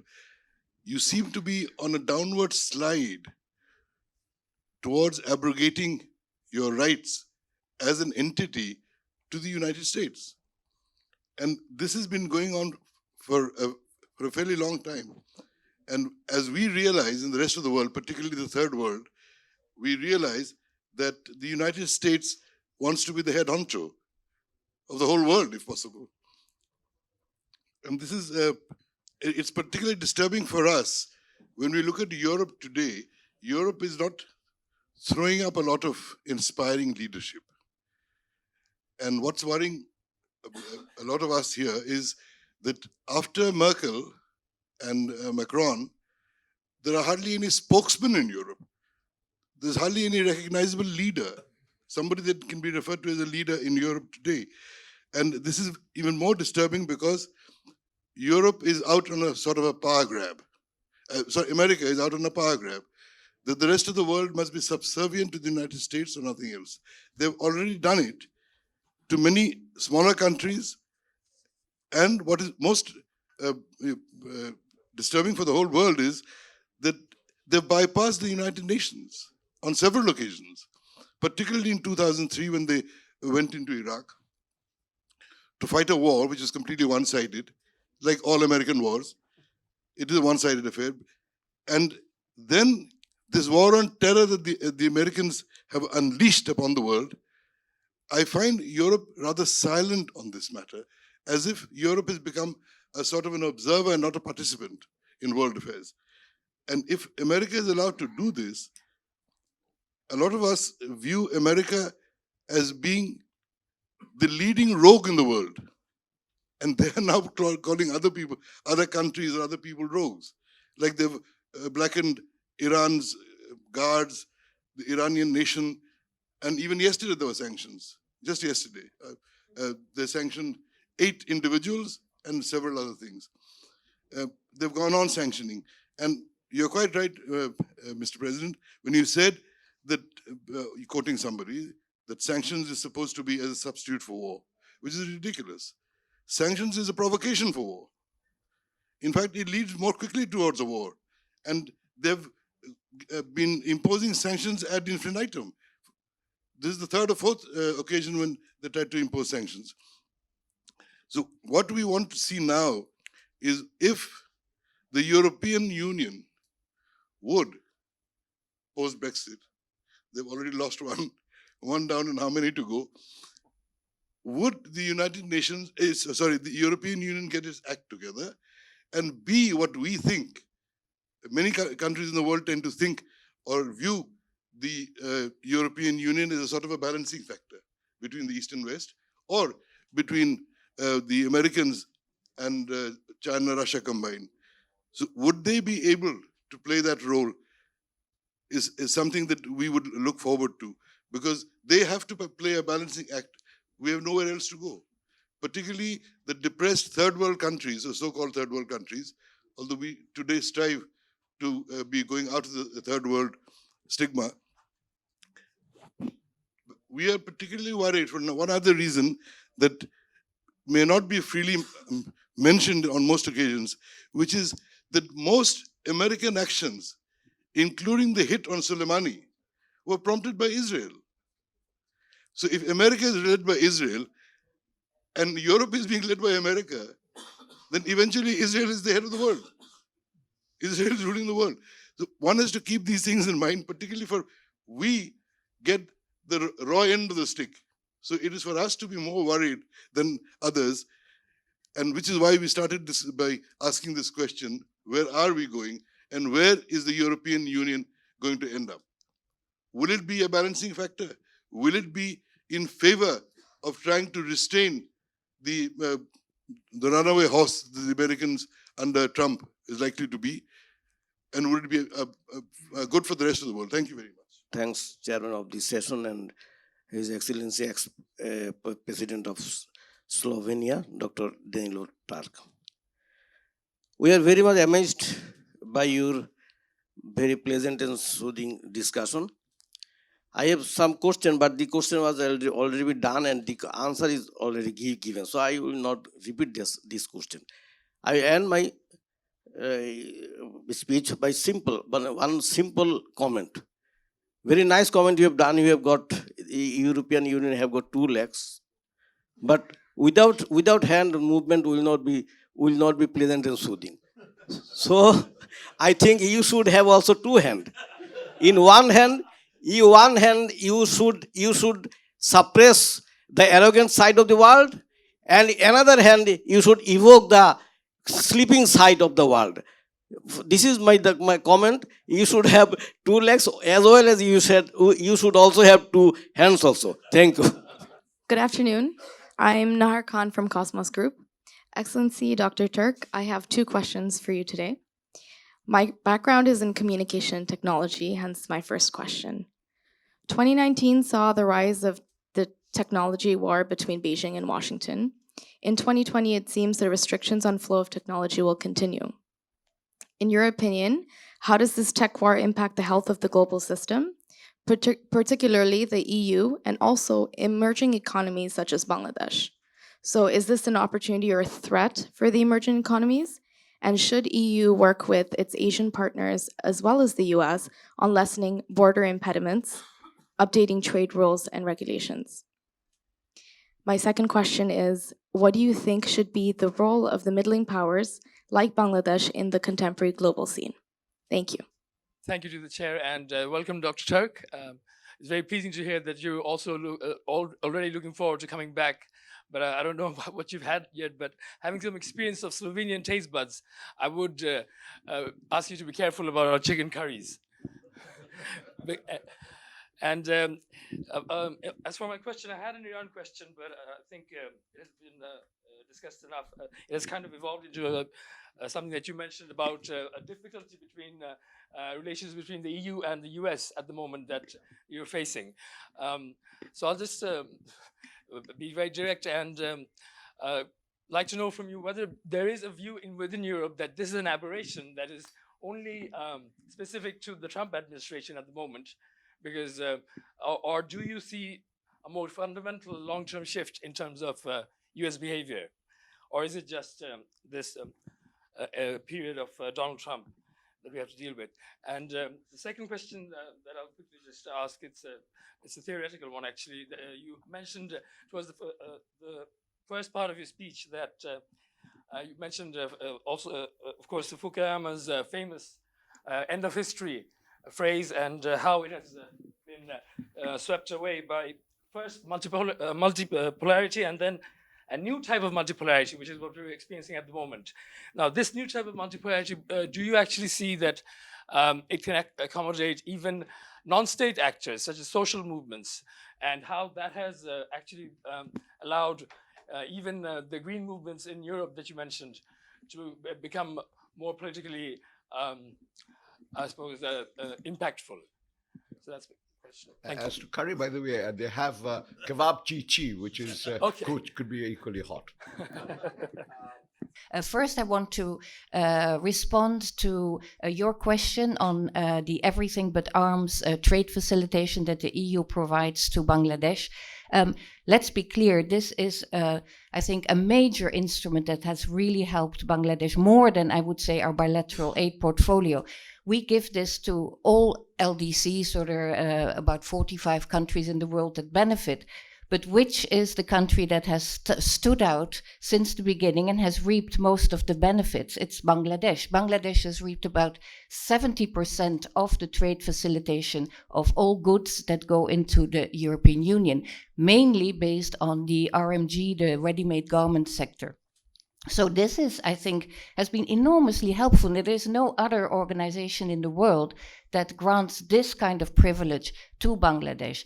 But I also want to point out that this, of course, is not a blank check, and it doesn't come without strings attached. What are these strings? Is that we can welcome these goods and services, goods into the EU when there is a respect of fundamental labor rights and human rights standards compliant to the ILO.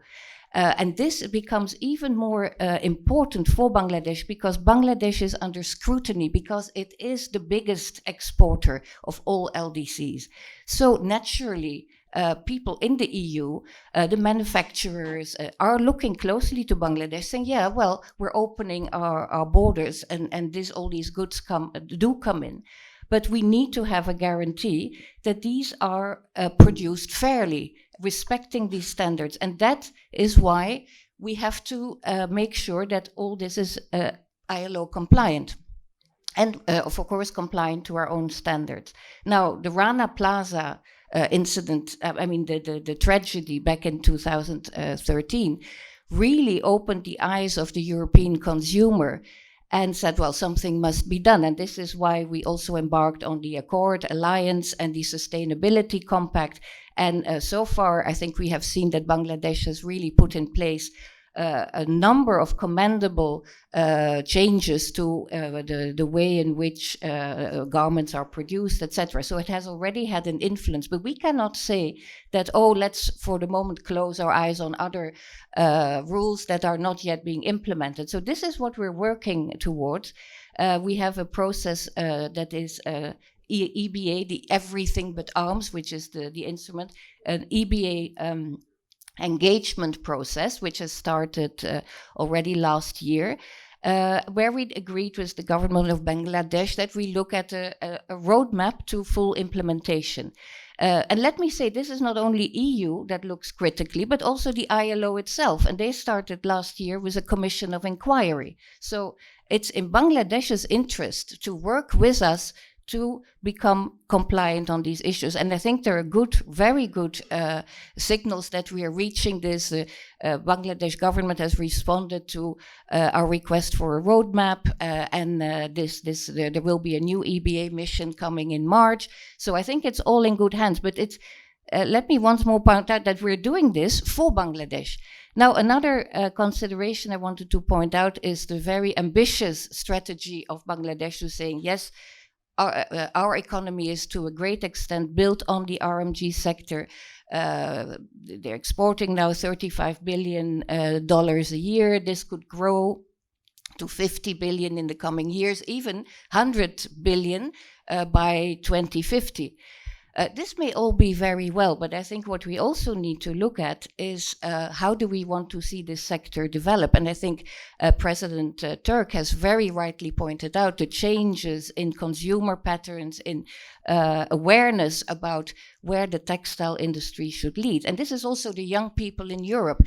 Do we still want the fast fashion? Is that the model that we want to continue with? And we already see a kind of, the recycling, the circular economy is going to be much more important. And we should reach out and work with Bangladesh and other emerging economies to make this a world system and make sure that we ultimately produce more sustainably. And there are many opportunities for Bangladesh itself. And I think more globally, the Green Deal and sustainable energy, sustainable economy will create jobs and will create enormous opportunities. Can I quickly also react of Quo Vadis, or where does the EU go? I'm a little bit astonished that we are seen to be not very proactive, not a very forceful actor at the moment. I think, first of all, let's not forget we have a new team at the helm of the EU. This new team started on 1st of December. And I think, as you also rightly said, President Turk, that Ursula von der Leyen has very forcefully said what she's looking for is a geopolitical commission. Now, that's, of course, very ambitious, and we also know how the EU institution works. The European Commission is the guardian of the treaty and is of the European treaties, and is also the institution that proposes new legislation. Very often where we see where we are blocked is by the member states themselves. We could be more ambitious, but I think it's sometimes a very complex day-to-day negotiation within the council that holds us back. So this is something we need to really look at.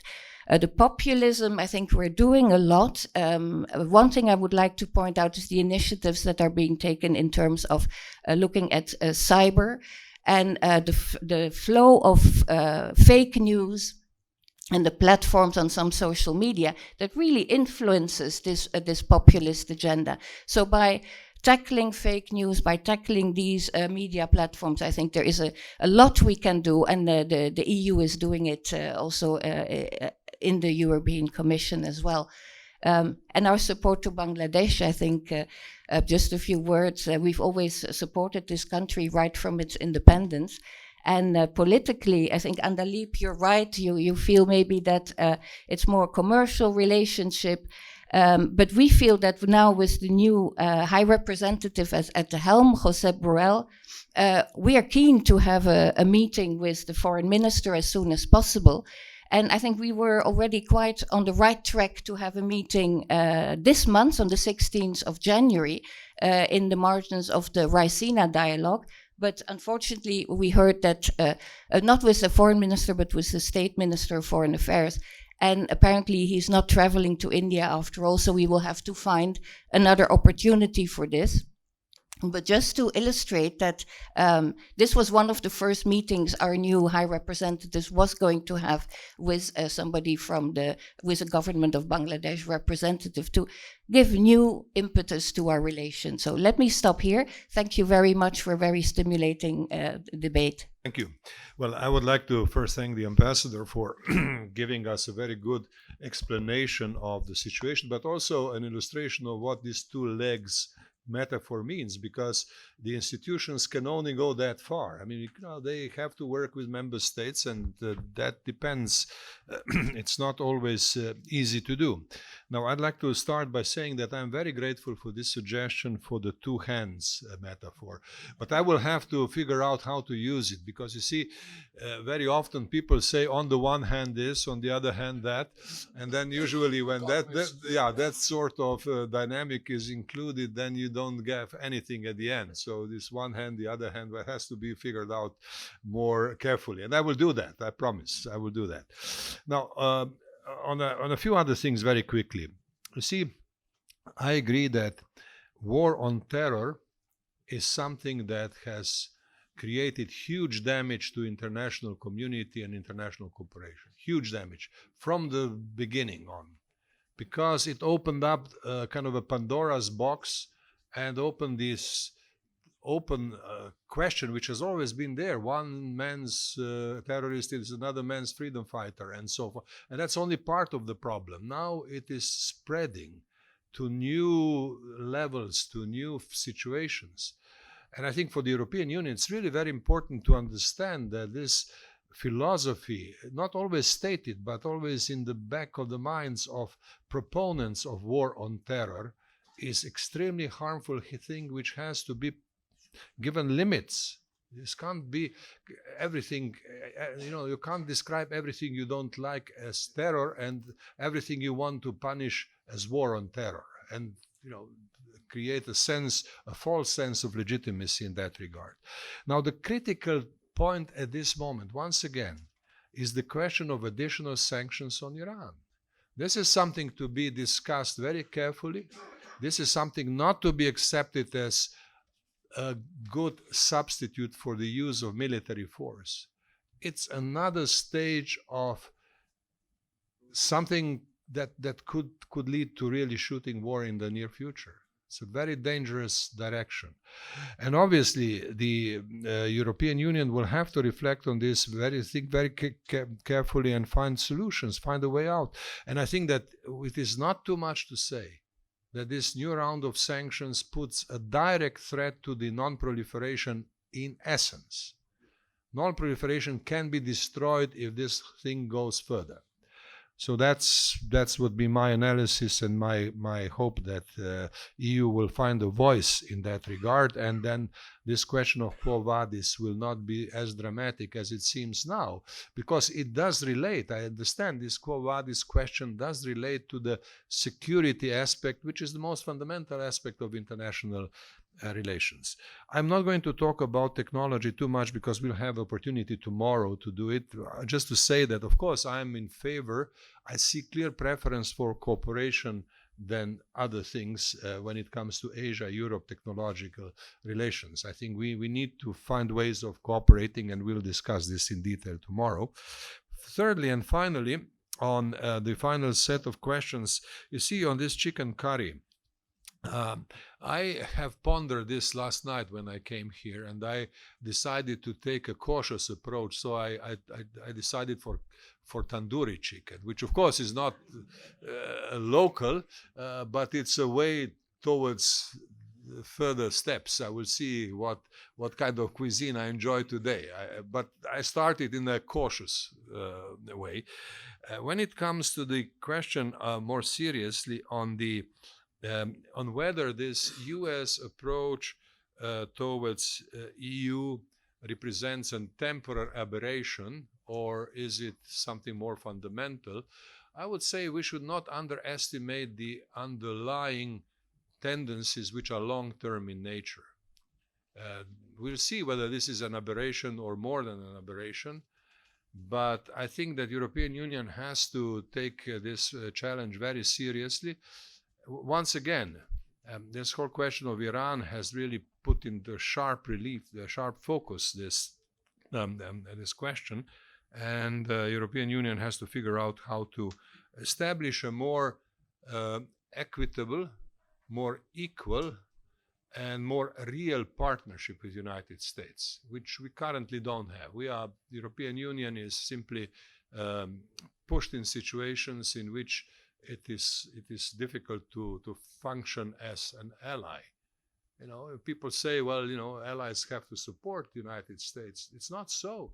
It has to be based on consent.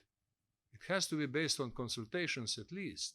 Now, in 2001, the then Secretary of Defense of the United States, Donald Rumsfeld, famously explained that we live in an era where no longer coalition defines the mission.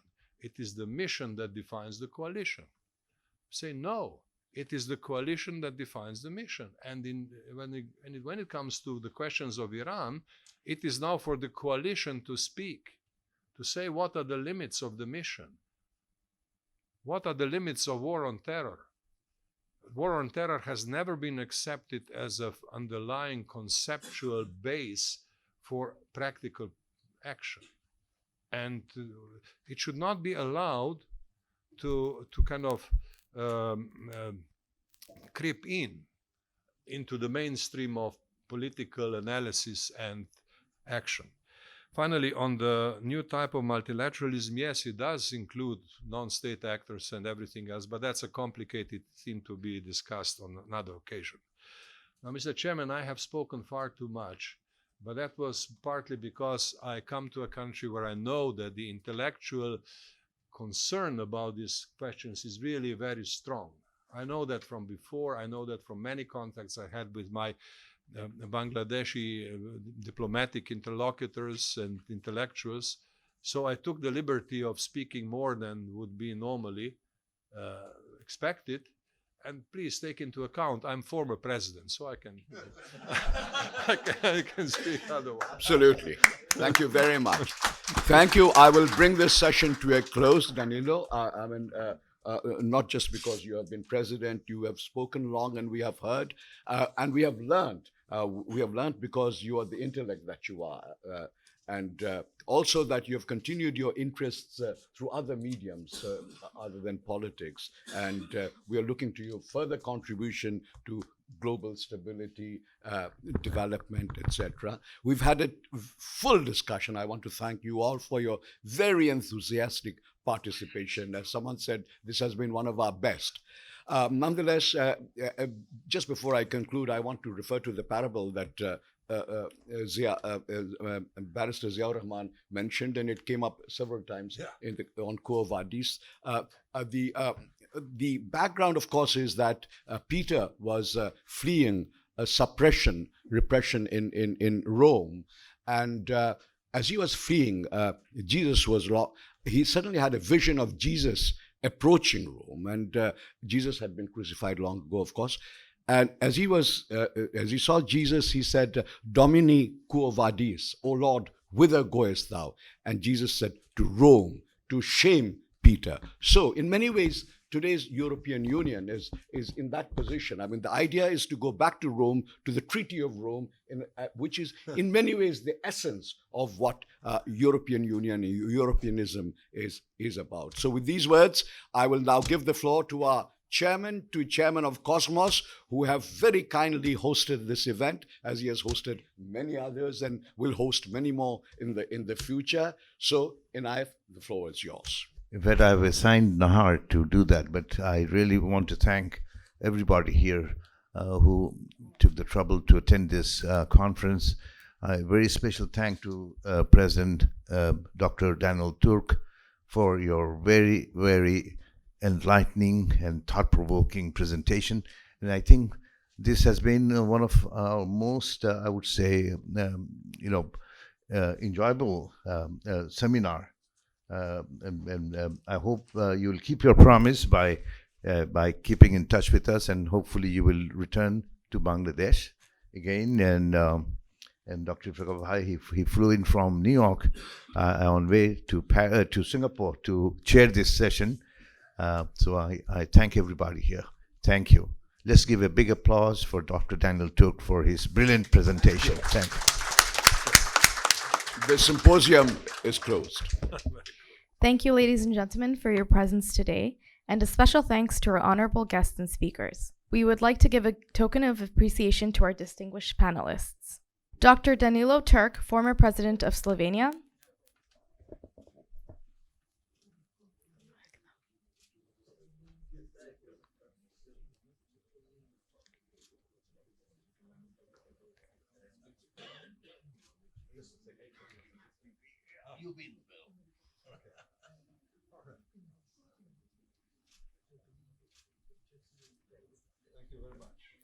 Dr. Iftikhar Ahmed Chaudhry, Principal Research Fellow at ISAS, National University, Singapore.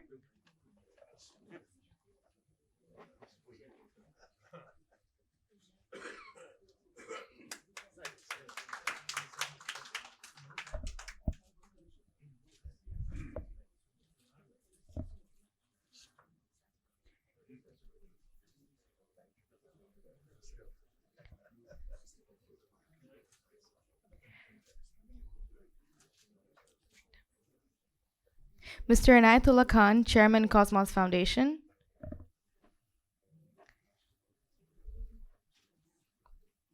I'd like to invite Reggie here and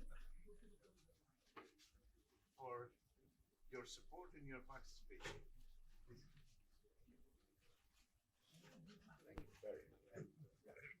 Let's take a picture. Come. Just move here. Chair is disturbing. The chair on the chair.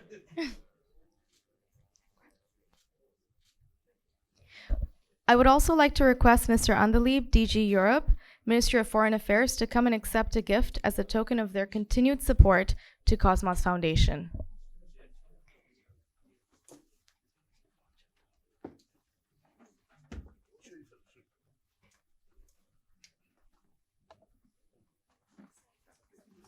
Ministry of Foreign Affairs. Yes.